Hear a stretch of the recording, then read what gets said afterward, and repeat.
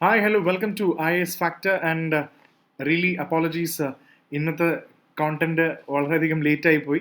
അത് ഇന്ന് കറണ്ട് അഫയേഴ്സിന്റെ ക്ലാസ്സും എല്ലാം കൂടെ വന്നതുകൊണ്ടാണ് ജാം പാക്ഡ് ആയി പോയത്. അതുകൊണ്ടാണ് ഞാനത് മിസ് ഔട്ട് ചെയ്യാതെ സൺഡേലത്തെ ന്യൂസ് സെപ്പറേറ്റ് ആയിട്ട് തന്നെ ഇടും. ഇന്നത്തെ വാർത്തകളെല്ലാം ഇന്നത്തെ ദിവസം തന്നെ ഇടും. നിങ്ങളത് സമയം ഉണ്ടാക്കി കണ്ട് മാത്രം മതി. Okay, so going on to the important news of the day. നമ്മളിന്ന് 25th ഒക്ടോബർ ആണ് ഡിസ്കസ് ചെയ്യുന്നത്. അതിൽ ആസ് യൂഷ്വൽ ഇന്നൊരു മിക്സഡ് വാർത്തകളാണ്. ഇന്ന വാർത്തകൾ കൂടുതലൊന്നും പറയാൻ പറ്റില്ല. വളരെ ഇൻട്രസ്റ്റിംഗ് ആയിട്ടുള്ളതും വളരെ ഡിഫറെൻറ്റ് പേപ്പേഴ്സിന് എടുക്കാൻ പറ്റുന്ന കുറേ വാർത്തകൾ നമുക്ക് ഇന്ന് എടുക്കാൻ പറ്റും. So let's move on to the important content here. Number 1, India China began disengaging at last 2 friction points. ഇത് വേറൊന്നുമല്ല. സോ ഇത് പ്രിലിംസിന് ഇമ്പോർട്ടൻ്റ് ആണ്, മെയിൻസിന് very very important from the GS paper 2. International relation പെർസ്പെക്റ്റീവിൽ നമുക്ക് ഇന്ത്യ ചൈന റിലേഷനിൽ കാണാൻ പറ്റുന്ന ഒരു പ്രധാനപ്പെട്ട ടോപ്പിക്കും കൂടാണ്. സോ ഇതിൽ നമ്മൾ ഇന്നത്തെ കോൺസെപ്റ്റിൽ ഡിസ്കസ് ചെയ്തതാണ് എന്താണ് ഡിസെൻഗേജ്മെൻറ്റ്, എന്താണ് ഡി എസ്കലേഷൻ, എന്താണ് ബഫർ സോൺസ് എന്ന് വളരെ ഡീറ്റെയിൽ ആയിട്ട് നമ്മൾ പഠിച്ചാണ്. അപ്പോൾ ഇന്ന് പ്രധാനപ്പെട്ട ഡിസെൻഗേജ് ചെയ്തിരിക്കുന്ന പ്രധാനപ്പെട്ട 2 സ്ഥലങ്ങളുണ്ട്. ഒന്ന് ഡെപ്സാങ് ആൻഡ് ഒന്ന് ഡെംചോക്ക്. ഈ 2 സ്ഥലങ്ങളിൽ നിന്നും ഡിസെൻഗേജ് ചെയ്യുകയാണ്. അതായത് നേരത്തെ ഉണ്ടായിരുന്ന ഫൈറ്റിൽ നിന്നും ഇന്ത്യയും ചൈനയും അങ്ങോട്ടും ഇങ്ങോട്ടും പതുക്കെ മാറുകയാണ്. ദേ ആർ ആക്ച്വലി കാരണം 2020 ലെവൽസ് എന്നാണല്ലോ ഇന്നലെയും പറഞ്ഞത്. ചൈന റിലേഷനിൽ 2020 എങ്ങനെയാണോ ഇന്ത്യ ചൈന റിലേഷൻസ് ഉണ്ടായിരുന്നത് അതേപോലെ തന്നെ ഇനി അങ്ങോട്ട് വരണം എന്നാണ്. അപ്പോൾ ഈ സമയത്ത് നമുക്കറിയാം ചൈനയുടെ ഭാഗത്തു നിന്നാണെങ്കിലും ഇന്ത്യയുടെ ഭാഗത്തു നിന്നാണെങ്കിലും രണ്ടുപേരും ഒരുപാട് സ്ട്രക്ചേഴ്സ് എറക്ട് ചെയ്തു. ബോർഡേഴ്സിൻ്റെ LAC സൈഡിലൊക്കെ ഒരുപാട് സ്ട്രക്ചേഴ്സ് എല്ലാം എറക്ട് ചെയ്തു. അപ്പോൾ ഇതൊക്കെ ഒരുപാട് കോൺട്രവേഴ്സിയുടെ കാര്യമായതാണ്. അപ്പോൾ ഇപ്പോൾ എന്താണെന്ന് വെച്ചാൽ ഡിസെൻഗേജ് ചെയ്ത് കഴിയുമ്പോൾ ഡെപ്സാങ് എന്നാണെങ്കിലും ഡെംചോക്ക് എന്നാണെങ്കിലും ആ ഒരു പഴയ നോർമൽസി കൊണ്ടുവരാൻ നോക്കുകയാണ്. അപ്പോൾ സ്ട്രക്ചേഴ്സൊക്കെ എല്ലാം എടുത്ത് കറക്റ്റായിട്ട് മാറ്റി പണ്ട് എങ്ങനെയാണോ വരുന്നത് അതേപോലെ തന്നെ കൊണ്ടുവന്ന് അവിടെ പെട്രോളിങ് കാര്യങ്ങളെല്ലാം കുറച്ചുകൂടെ ബെറ്റർ ആക്കാനുള്ള ഒരു പ്ലാനും കൂടെ ഇവിടെ ഉണ്ട്. So these are the important concepts that we have to remember here. So സ്ഥലങ്ങൾ മാപ്പിൽ ഡെഫിനറ്റ്ലി നമുക്കറിയണം. ഡെംചോക്കിൻ്റെയും ഡെപ്സാങ്ങും എവിടെയാണ് മാപ്പിലുള്ളതെന്നും കൂടെ നമുക്കറിയണം. സോ ഇതിൽ പറയുന്നുണ്ട് once the disengagement is completed, patrolling will resume as it was done before. പണ്ട് നടന്ന പോലെ തന്നെ ഇത് and few days to remove the structures erected during the standoff and restore the landforms. ഈ കണ്ടോ, remove the structures erected. അതാണ് ഞാൻ നേരത്തെ പറഞ്ഞത്. സ്ട്രക്ചേഴ്സ് ക്രിയേറ്റ് ചെയ്തൊക്കെ എടുത്ത് മാറ്റണം എന്നുള്ള ഒരു ക്ലീൻ ഡയറക്റ്റീവ് ഇവിടെ പറയുന്നുണ്ട്. അതെല്ലാം എടുത്ത് മാറ്റണം എന്നില്ലേ. അപ്പോൾ ഇതാണ് ഇന്ത്യ ചൈന റിലേഷനിൽ നമുക്ക് എടുത്ത് കാണാൻ പറ്റുന്ന ഒരു പ്രധാനപ്പെട്ട വാർത്ത. And then again the next important, ഞാൻ ഡൽഹി എഡിഷനാണ് യൂസ് ചെയ്യുന്നത്, അതുകൊണ്ട് തന്നെ ചില വാർത്തകളെല്ലാം നാഷണൽ ഓറിയൻറ്റഡ് ആയിരിക്കും. So supreme കോർട്ട്സ് finds discrepancy in Delhi Lieutenant Governor's version on trees felling in the ridge area. പ്രധാനപ്പെട്ട ഇത് കഴിഞ്ഞ കുറച്ച് ദിവസമായിട്ട് വന്നൊരു കേസാണ്. ഓൾറെഡി ഡൽഹിയിലെ ridge area, the lungs of Delhi എന്ന് വിളിക്കുന്ന ഒരുപാട് പ്രൊട്ടക്റ്റഡ് ആയിട്ടുള്ള ഏരിയ ആണ്. അപ്പോൾ ഈ ഡൽഹിയിലെ റിഡ്ജ് ഏരിയയിലെ സ്ഥലം ഏകദേശം 1000-ഓളം മരങ്ങൾ കംപ്ലീറ്റ്ലി മുറിച്ചു മാറ്റിയിട്ടുണ്ടായിരുന്നു. സോ ഇവിടെ സുപ്രീം കോടതിയാണ്, ഇവിടെ 2 ആസ്പെക്റ്റ് ആണ് നമ്മൾ ഓൾറെഡി ഡിസ്കസ് ചെയ്തതാണ്. Here the supreme court is on one side, here the Delhi development authority, the DDA അല്ലെങ്കിൽ ഡൽഹി ഡെവലപ്മെന്റ് അതോറിറ്റി ഒരു സൈഡിലുണ്ട്, അതേപോലെ ലെഫ്റ്റനന്റ് ഗവർണറും. അപ്പോൾ സുപ്രീം കോടതി ഡൽഹി ഡെവലപ്മെന്റ് അതോറിറ്റിക്കും LGക്കെതിരെയും ചോദിച്ചിരിക്കുകയാണ്. കാരണം എന്തിനാണ് ഇത്രയും വലിയ പെർമിഷൻ ഇല്ലാതെ എന്തിനാണ് ഇത്രയും വലിയ മരങ്ങൾ മുറിച്ച് മാറ്റിയത് എന്ന ചോദ്യം അവിടെയുണ്ട്. ഇപ്രാവശ്യം സുപ്രീം കോടതിയുടെ ഇന്റർവെൻഷൻ വന്നപ്പോൾ ഡൽഹി ലെഫ്റ്റനന്റ് ഗവർണറിന്റെ വിധി എന്താന്ന് വെച്ചാൽ, ആദ്യം അദ്ദേഹം പറഞ്ഞു I am not aware about this. ഇത് ഈ പറഞ്ഞ ദിവസം എനിക്ക് അറിയില്ലായിരുന്നു എന്ന് പറഞ്ഞു. പക്ഷെ അതിന് മുന്നേ പറഞ്ഞ ഡേറ്റും എനിക്ക് അപ്പോൾ അറിയില്ലെന്ന് പറഞ്ഞു. അപ്പോൾ ഇപ്പം അറിയില്ലെന്ന് പറഞ്ഞ ഡേറ്റും അന്ന് പറഞ്ഞ ഡേറ്റും തമ്മിൽ ഒരുപാട് വ്യത്യാസമുണ്ട്. അപ്പോൾ ശരിക്കും കോടതി പറയുന്നത് അന്ന് മുറിച്ച സമയത്ത് നിങ്ങളുടെ പെർമിഷൻ എടുത്തിരുന്നോ, അതോ ശരിക്കും നിങ്ങൾ എല്ലാം കഴിഞ്ഞിട്ടാണോ നിങ്ങൾ അറിഞ്ഞത്? അപ്പോൾ ഡൽഹി ലെഫ്റ്റനന്റ് ഗവർണർ മൊഴി മാറ്റി പറയുന്നു എന്നുള്ളൊരു ഫീഡ്ബാക്കിലാണ് സുപ്രീം കോടതി എത്തിയിരിക്കുന്നത്. സോ അതിനുവേണ്ടി പ്രത്യേകം ഒരു ചർച്ചയും അതിന് ഇൻവെസ്റ്റിഗേഷനും കൃത്യമായിട്ട് ചെയ്യണമെന്നാണ് പറഞ്ഞത്. The court has called for the original records of the issue to be placed on record for its perusal. So ഇതിൽ ഡേറ്റ് ഞാൻ കണ്ടില്ല, ഞാൻ കേട്ടില്ല എന്നൊരു ആംഗിളിലാണ് അത് പോകുന്നത്. ബിക്കോസ് അപ്പോൾ ഈ ഡേറ്റ്സിൻ്റെ പറഞ്ഞിരിക്കുന്ന ഡേറ്റ്സിൻ്റെയും ലെഫ്റ്റനന്റ് ഗവർണറിൻ്റെ അപ്രൂവലിനും ഇതാണ് ക്വസ്റ്റ്യൻ ചെയ്യപ്പെട്ടിരിക്കുന്നത്. അപ്പോൾ you have to know what is Delhi ridge, എന്താണ് ഡൽഹി റിഡ്ജ് എന്നുള്ളതും it's very important that we know it. Okay, so അത് ഒരു ഇമ്പോർട്ടൻറ്റ് ഫാക്ടറായിട്ട് നമുക്ക് കാണാൻ പറ്റും.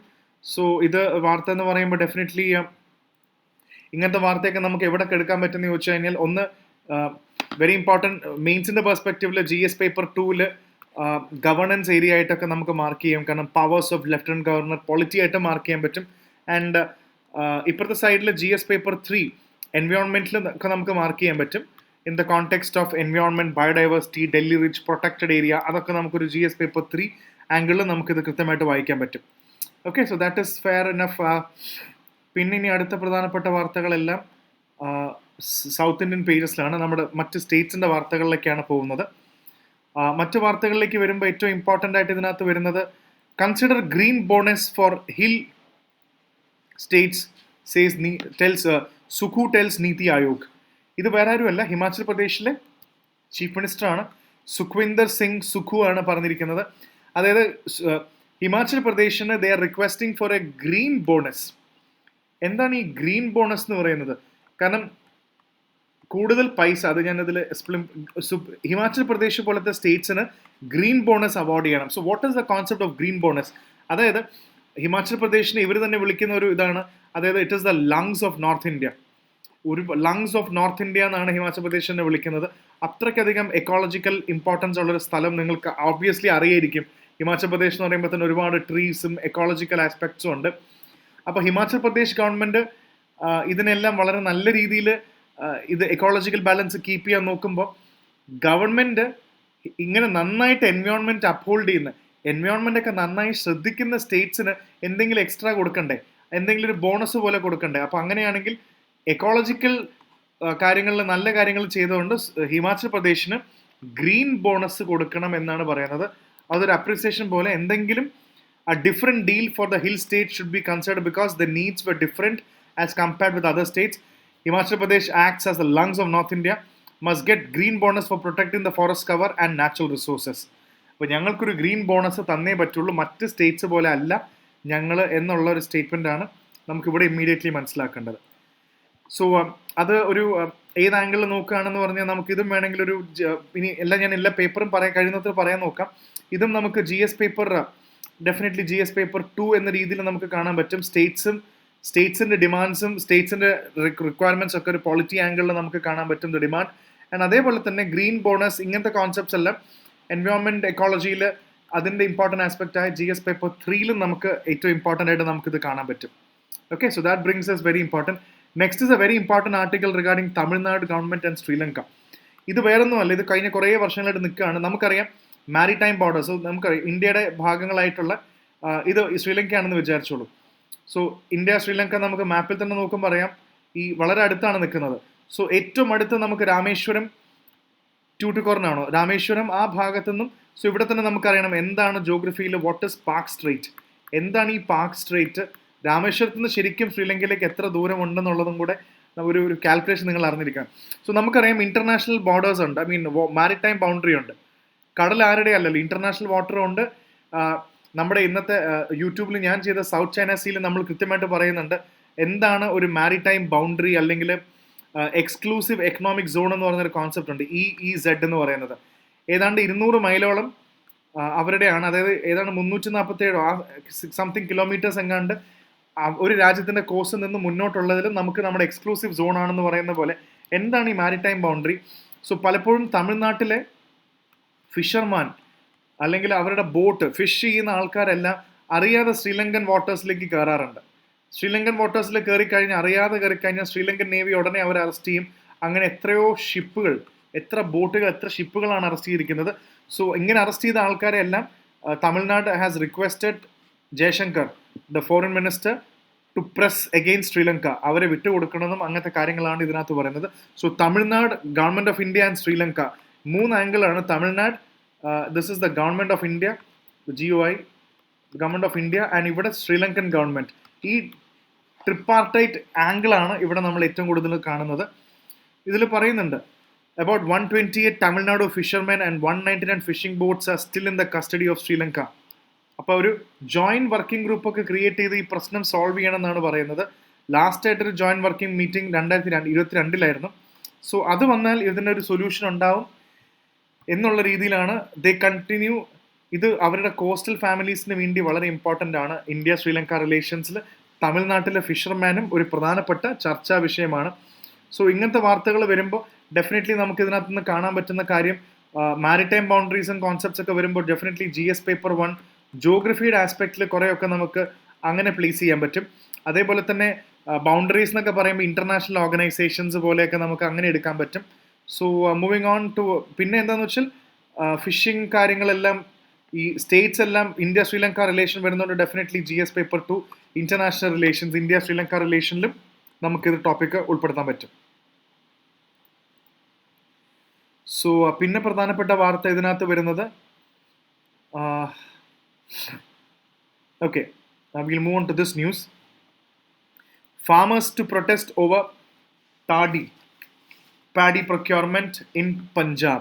സോ പഞ്ചാബിലെ ആൾക്കാർ പറയുന്നത് പഞ്ചാബിലെ പാഡി കൾട്ടിവേഷൻ കഴിഞ്ഞിട്ടുണ്ട്, നെൽകൃഷിയും പാഡിയും റൈസിൻ്റെ ഒക്കെ കൾട്ടിവേഷൻ കഴിഞ്ഞിട്ട് പഞ്ചാബിൻ്റെ ഫാമേഴ്സ് പറയുന്നത് എന്താ, the farmers are at this side. Government ഈ പറയുന്ന ഫാമേഴ്സ് ക്രിയേറ്റ് ചെയ്ത പാഡിയും റൈസും ഒന്നും കറക്റ്റായിട്ട് ഗവൺമെൻറ് വാങ്ങുന്നില്ല. They are not buying it.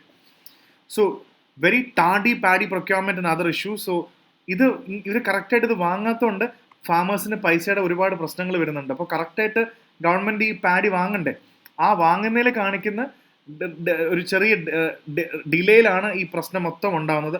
Our road മൊത്തം ബ്ലോക്ക് ചെയ്യുന്നതാണ് പറഞ്ഞിരിക്കുന്നത് അവിടുത്തെ പഞ്ചാബ് ഫാമേഴ്സ് ഇല്ലേ. സോ ഇതൊരു ഇമ്പോർട്ടൻറ്റ് ന്യൂസാണ്. This is very very important from GS paper 2. Government സ്കീംസോ അല്ലെങ്കിൽ ഗവൺമെൻറ് ഇൻ്റർവെൻഷനോ അല്ലെ MSP പോലത്തെ ഗവൺമെൻറ് ഇൻ്റർവെൻഷൻസും വെൽഫെയർ ആയിട്ടുള്ള കാര്യങ്ങളും വരുന്നുണ്ട്. അതേപോലെ GS പേപ്പർ 3 എൻവയോൺമെൻറ്റിലും നമുക്ക് കാണാൻ പറ്റും, എക്കോളജിയിലൊക്കെ കൾട്ടിവേഷൻ അങ്ങനത്തെ കുറേ കോൺസെപ്റ്റ്സും അതിൻ്റെ എക്കണോമിക്സ് ആംഗിളും നമുക്ക് GS പേപ്പർ 2, 3ലും നമുക്ക് കൃത്യമായിട്ട് നമുക്ക് കണ്ടുപിടിക്കാൻ പറ്റും. So that is also one more important thing. പിന്നെ പ്രധാനപ്പെട്ട ഒരു വാർത്ത എന്ന് പറയുന്നത് ആധാർ.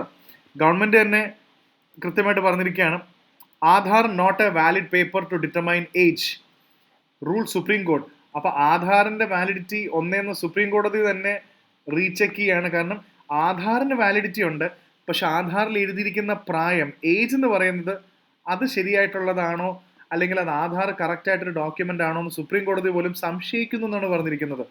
ബിക്കോസ് പഞ്ചാബ് ഹരിയാന ഹൈക്കോർട്ടിൽ ഒരു ആക്സിഡൻറ്റിൻ്റെ കേസ് വന്നപ്പോൾ കോമ്പൻസേഷൻ കൊടുത്തു. ആ കോമ്പൻസേഷൻ കൊടുത്ത ആൾ അയാളുടെ പ്രായം തീരുമാനിച്ചത് ആധാർ കാർഡ് വെച്ചിട്ടാണ്. സോ അത് തെറ്റാണെന്നാണ് പറയുന്നത്. ആധാർ കാർഡ് അല്ല, പ്രായം തീരുമാനിക്കണമെങ്കിൽ the age of the deceased has to be determined by the date of birth mentioned in the school leaving certificate. School സർട്ടിഫിക്കറ്റിൽ വെച്ചിട്ടാണ് നമുക്ക് പ്രായം കറക്റ്റായിട്ട് പറയാൻ സാധിക്കുക. ആൻഡ് അതേപോലെ തന്നെ സെക്ഷൻ 94 ഓഫ് ജുവനൈൽ ജസ്റ്റിസ് ആക്ടും അങ്ങനെയാണ് പറയുന്നത്. അപ്പോൾ എന്താണ് ഈ juvenile justice care and protection of children act 2015? Very very important. ഈ ആക്ട് കുട്ടികളുടെ പോലത്തെ ആക്ട് വളരെ ഇമ്പോർട്ടൻ്റ് ആണ്. സോ അത് ഓർത്ത് വെക്കണം. And what is unique identification authority of India? എന്താണ് ഈ unique identification authority of India ആധാറൊക്കെ കൊണ്ടുവന്നത്? അപ്പോൾ പ്രായം ആധാറിൻ്റെ നോക്കണ്ടെന്നാണ് പറയുന്നത്. സ്കൂളിൻ്റെയാണ് പ്രധാനപ്പെട്ട നമ്മുടെ പ്രായം നിർണ്ണയിക്കുന്നതെന്നാണ് സുപ്രീം കോടതി പറയുന്നത്. ആധാറിൻ്റെ വാലിഡിറ്റി പിന്നെയും ചോദ്യം ചെയ്യപ്പെട്ടിരിക്കുകയാണ്. സോ അതൊരു പ്രധാനപ്പെട്ട വാർത്തയാണ്. പിന്നെ ഇതിനകത്ത് ലഡാക്കിൻ്റെ ന്യൂസാണ് കംപ്ലീറ്റ്ലി കിടക്കുന്നത്. ഇതിൽ നമുക്കറിയാം സോനം വാങ്ചുക് തൊട്ട് from left to right Sonam Wangchuk holds ലഡാക്കിൽ ഒരുപാട് ആൾക്കാർ നടന്നാണ് ഡൽഹി വന്നത്. ഡൽഹിയിലേക്ക് അവർ വന്നത് എന്തിനാണ് വന്നത്? അവരെല്ലാം ഇവിടെ വന്ന് ചർച്ചയ്ക്ക് വേണ്ടിയാണ് അവർ വന്നത്. ഇവിടെ ഈ ചർച്ചയ്ക്ക് വേണ്ടി വന്നതിൻ്റെ പ്രധാന കാര്യം നമ്മൾ കുറേ ദിവസമായിട്ട് ഡിസ്കസ് ചെയ്യുന്നുണ്ട്. അവർക്ക് വേറെ കാര്യങ്ങളൊന്നും അല്ല. ആർട്ടിക്കിൾ 370 കശ്മീരിൻ്റെ സ്പെഷ്യൽ റൈറ്റ്സ് റിവോക്ക് ചെയ്തപ്പോൾ തന്നെ ലഡാക്കിന് പ്രത്യേകിച്ച് റൈറ്റ്സ് ഒന്നുമില്ല, അവർക്ക് ഒരുപാട് നഷ്ടം വന്നതെന്നാണ് അവർ പറയുന്നത്. സോ ഡെഫിനറ്റ്ലി ലഡാക്കിനെ ഒരു യൂണിയൻ ടെറിട്ടറി ആക്കി മാറ്റി. സോ ലഡാക്കിലെ ആൾക്കാർ രണ്ട് കാര്യങ്ങളാണ് പ്രധാനപ്പെട്ടും ഡിസ്കസ് ചെയ്യുന്നത്. ലഡാക്കിനെ സെപ്പറേറ്റ് സ്റ്റേറ്റ് ആക്കി മാറ്റണം, ഇന്ത്യയിലെ പ്രത്യേകമായിട്ടൊരു സ്റ്റേറ്റ് ഹുഡ് കൊടുക്കണം എന്ന് പറയുന്നുണ്ട്. അതേപോലെ തന്നെ ലഡാക്ക് എന്ന് പറയുന്ന സ്ഥലത്തിന് 6th schedule of the Indian കോൺസ്റ്റിറ്റ്യൂഷനിലും കൂടെ ആഡ് ചെയ്യണം. എത്രയോ ഈ മാസം മുഴുവൻ ഞാൻ ഇത് തന്നെയാണ് പറഞ്ഞുകൊണ്ടിരിക്കുന്നത്. എന്താണ് 6th ഷെഡ്യൂൾ, എന്ത് പ്രൊട്ടക്ഷനാണ് എക്സ്ട്രാ കിട്ടുന്നതെന്നുള്ളതും കൂടെ നമുക്ക് ഇതിനകത്തുനിന്ന് മനസ്സിലാക്കാൻ സാധിക്കും. സോ ഓൾ ദിസ് സ്റ്റേറ്റ്സ്, ഇതും വളരെ ഇമ്പോർട്ടൻ്റ് ആയിട്ടുള്ള ഒരു ആർട്ടിക്കിളാണ്. അപ്പോൾ അതിൻ്റെ ഒരു കോണ്ടെക്സ്റ്റ് നമുക്ക് ഈ സംഭവം മനസ്സിലാക്കാം. അപ്പോൾ ഇതാണ് ഇതിനായിട്ട് പ്രധാനപ്പെട്ട വാർത്തകൾ. പിന്നെ അടുത്ത നാഷണൽ ന്യൂസിൽ വന്നിരിക്കുന്നത് CCTV ആണ്. പോലീസ് സ്റ്റേഷനായിട്ട് ബന്ധപ്പെട്ട ഒരു വാർത്തയാണ്. This is very important in the sense of governance and police governance. Especially police സ്റ്റേഷൻസിൽ ഇവർ പറയുന്നത് എന്താണെന്ന് വെച്ചാൽ, ഹൈക്കോടതി പറഞ്ഞിരിക്കുന്നതാണ് CCTV പോലീസ് സ്റ്റേഷനിൽ എത്ര മുറികളുണ്ടോ എല്ലാ മുറികളിലും CCTV വന്നിരിക്കണം.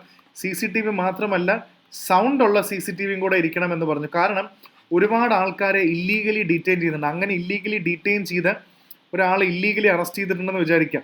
ഇല്ലീഗലി ഡീറ്റെയിൻ ചെയ്ത ഒരാളുടെ ആ പോലീസ് സ്റ്റേഷനിൽ അയാളെ ചോദ്യം ചെയ്യുന്നതും അയാളോട് സംസാരിക്കുന്ന എല്ലാ ഓഡിയോ ഉൾപ്പെടെ ഉണ്ടാവണം. കാരണം പോലീസ് ബ്രൂട്ടാലിറ്റി തടയാൻ വേണ്ടിയാണ് ഇത് പറഞ്ഞിരിക്കുന്നത്. മധ്യപ്രദേശിലെ എല്ലാ പോലീസ് സ്റ്റേഷൻസിനും 3 മാസത്തെ സമയം കൊടുക്കുന്നുണ്ട്. 3 മാസത്തെ സമയത്തിനുള്ളിൽ CCTV ഇൻസ്റ്റാൾ ചെയ്തേ പറ്റുള്ളൂ. If you do not comply with the situation, if by any means you are not complying with the situation, you are not keeping a CCTV, that will be treated as a contempt of court. കുറ്റം കോടതി പോലീസിന് കുറ്റം എടുക്കും. Contempt of കോർട്ടിന് case എടുക്കുമെന്നാണ് കോടതി ഭീഷണിപ്പെടുത്തിയിരിക്കുന്നത്. So ഇതിൽ പറയുന്നുണ്ട്, cameras with audio features are installed in each room of all police stations. അതായത് black spots പാടില്ല എന്ന് കൃത്യമായിട്ട് നമുക്കറിയാം. ഇവിടെയാണ് ക്യാമറ വെച്ചിരിക്കുന്നത്. ക്യാമറ ഇല്ലാത്ത സ്ഥലത്ത് കൊണ്ടുപോയി ആൾക്കാർ ഇരിക്കാനും പാടില്ല, അവരോട് മോശമായി പെരുമാറാനും പാടില്ല, ബ്ലാക്ക് സ്പോട്ട്സ് ഒന്നും പറ്റില്ല, എല്ലാം കറക്റ്റ് ക്യാമറയിൽ കൊടുത്തിരിക്കണം. And DGP is supposed to coordinate with this. കൃത്യമായ റിപ്പോർട്ട് DGP ആണ് എടുത്ത് വാങ്ങേണ്ടത്. So the DGP is directed to ensure that each and every room of the police station is fitted with CCTV. DGP ആണ് and every superintendent of police to effect ഇതെല്ലാം കൊണ്ടുവരണം. നല്ലൊരു കാര്യമാണ്. Illegal detention നമുക്ക് നല്ലോണം തടയാൻ പറ്റും. പോലീസുകാർക്ക് ആരെയും അറസ്റ്റ് ചെയ്ത് എന്തും ചെയ്യാം എന്ന് പറയുന്ന ഒരു സംഭവം സംഗതി ഇനി നടക്കില്ല. അത് മാറ്റണം എന്നാണ് സുപ്രീം കോടതിയുടെ ഹൈക്കോടതിയുടെ ഓർഡർ ഇവിടെ പറയുന്നത്. അപ്പോൾ അതൊരു ഇൻട്രസ്റ്റിംഗ് വാർത്തയായിട്ട് നമുക്ക് കാണാൻ പറ്റും. പിന്നെ പ്രധാനപ്പെട്ട ഒരു ഇൻട്രസ്റ്റിംഗ് വാർത്ത എന്ന് പറയുന്നത്, ഒരു സുപ്രീം കോർട്ടിൽ വന്ന supreme court seeks reply on non believers plea. ഇത് കേരളത്തിൽ നിന്നുള്ള ഒരു കേസും കൂടെ ആണ്. ഇതിനകത്തൊരു ഇൻട്രസ്റ്റിംഗ് ആസ്പെക്റ്റും കൂടെ ഉള്ളത് നമുക്ക് പെട്ടെന്ന് ഡിസ്കസ് ചെയ്യാം. അതായത് ഒരു കേരള ബേസ്ഡ് വിമൻ, പേര് ഇതിനകത്ത് പറയുന്നുണ്ട് ഷഫിയ PM. ഷഫിയ PM എന്ന് പറയുന്ന കേരള ബേസ്ഡ് ഒരു Muslim women has given a seat. ഇതിൽ ചോദിക്കുന്നത് എന്താണെന്ന് വെച്ചാൽ, to be govern by the secular status of Indian succession act rather than sharia law is now a non believer to be govern by. ഇതിൽ inheritance ആണ് ചോദിക്കുന്നത്. അപ്പോൾ ഇതൊരു fundamental right ആയിട്ട് പറയുന്നുണ്ട്. ആർട്ടിക്കിൾ 25 പറയുന്നുണ്ട്. വേറെ ഒന്നുമല്ല, ഈ പറയുന്ന ലേഡി ആദ്യം മുസ്ലിം ആയിരുന്നു. ഇതാണ് ഇതിൻ്റെ സ്റ്റോറി. ആദ്യം ഷീ വാസ് എ മുസ്ലിം, ഇപ്പോൾ she is a non believer. ഇപ്പോൾ ഒന്നിനും വിശ്വസിക്കാത്തൊരു ലേഡിയാണ്.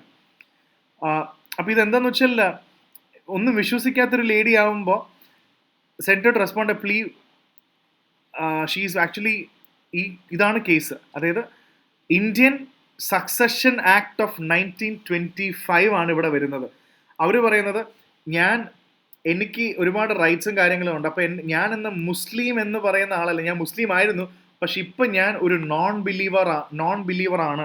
അപ്പോൾ എന്നെ ഇന്ത്യൻ സക്സഷൻ ആക്ട് ഓഫ് 1925 നിങ്ങൾ എന്നെ എങ്ങനെയാണോ എനിക്കുള്ള ഇൻഹെറിറ്റൻസോ അല്ലെങ്കിൽ എനിക്ക് എന്താണോ കിട്ടേണ്ട കാര്യങ്ങൾ അതെല്ലാം എന്നെ മുസ്ലിം ലോ അല്ലെങ്കിൽ മുസ്ലിം പേഴ്സണൽ ലോ എന്നല്ല കാണേണ്ടത്, എന്നെ ഇന്ത്യൻ സക്സഷൻ ആക്ട് 1925 എന്ന് വേണം എന്നെ അളക്കാൻ. കാരണം ഇനി അടുത്ത പ്രധാനപ്പെട്ട കാര്യമാണ്. കാരണം ആർട്ടിക്കിൾ 25 പറയുന്നുണ്ട്. എന്താണ് article 25? It's the freedom of article 25 the Indian constitution important ആണ്.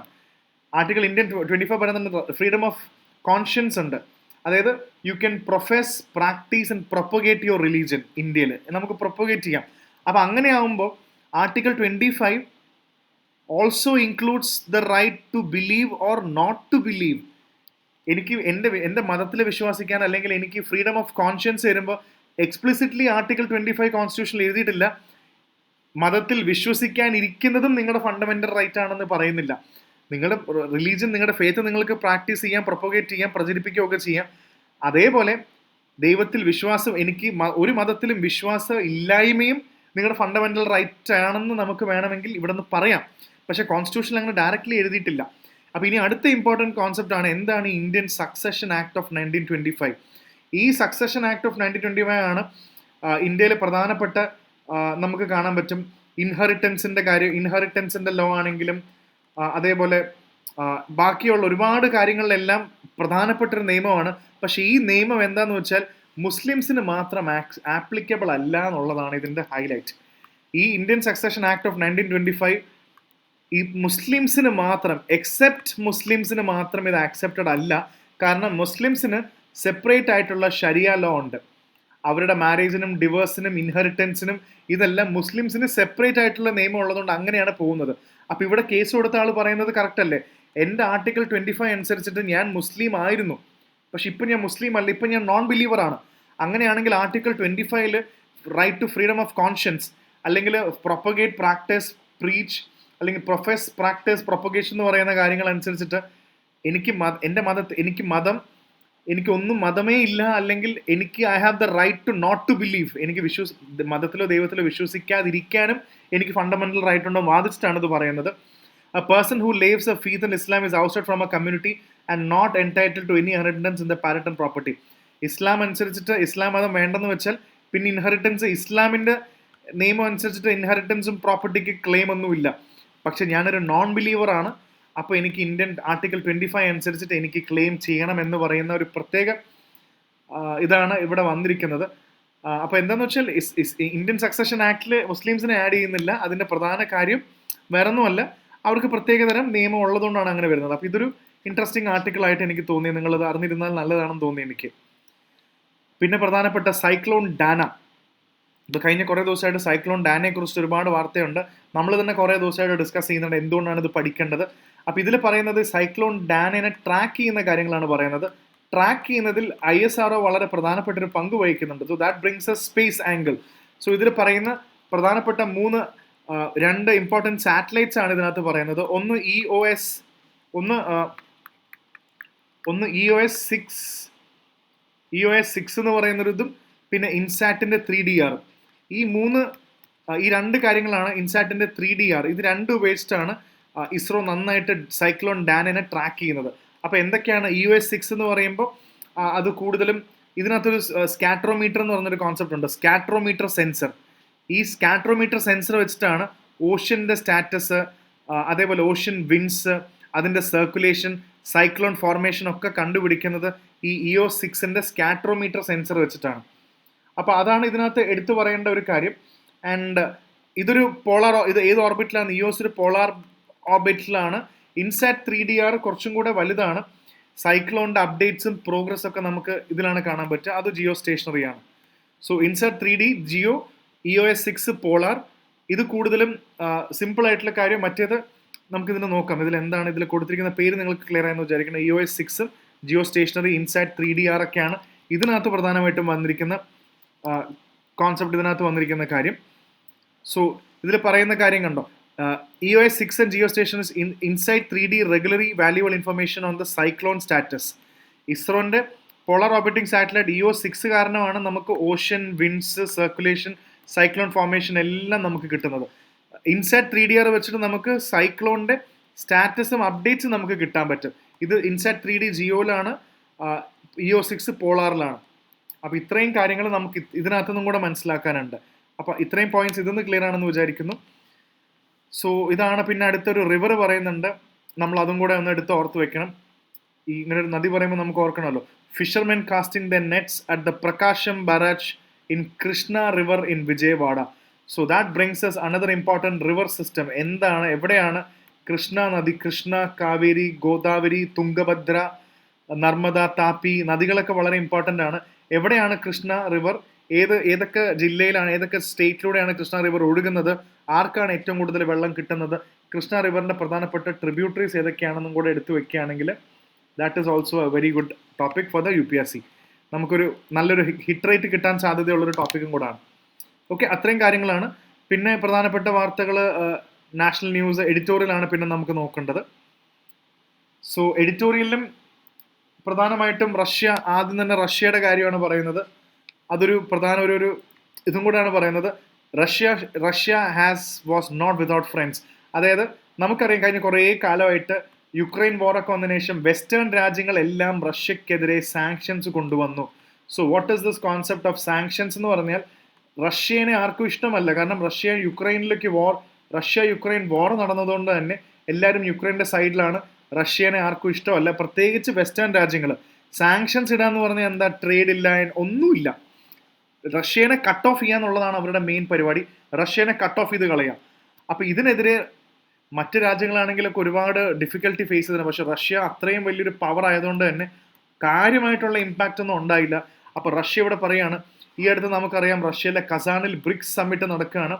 നമ്മൾ ഇന്നലെയും കുറേ വാർത്തകളൊക്കെ ഡിസ്കസ് ചെയ്തു. ബ്രിക്സ് സമ്മിറ്റ് നടക്കുകയാണ്. അപ്പോൾ ഈ ബ്രിക്സ് സമ്മിറ്റ് റഷ്യ ചെയ്യുമ്പോൾ തന്നെ ബ്രിക്സിലെ എല്ലാ രാജ്യങ്ങളും ഉണ്ടല്ലോ.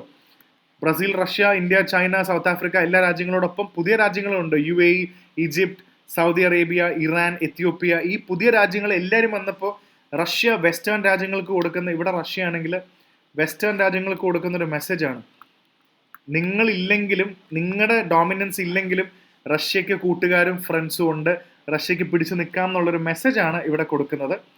സോ അതും കൂടെ ഓർത്ത് വെക്കണം. പുതിയ രാജ്യങ്ങളും ഞാൻ ഓൾറെഡി പറഞ്ഞതാണ്, പുതിയ ഏതൊക്കെ രാജ്യങ്ങൾ ജോയിൻ ചെയ്തു എന്നുള്ളത് പറഞ്ഞതാണ്. അപ്പോൾ ഇതാണ് പ്രധാനപ്പെട്ട ഒരു കാര്യം.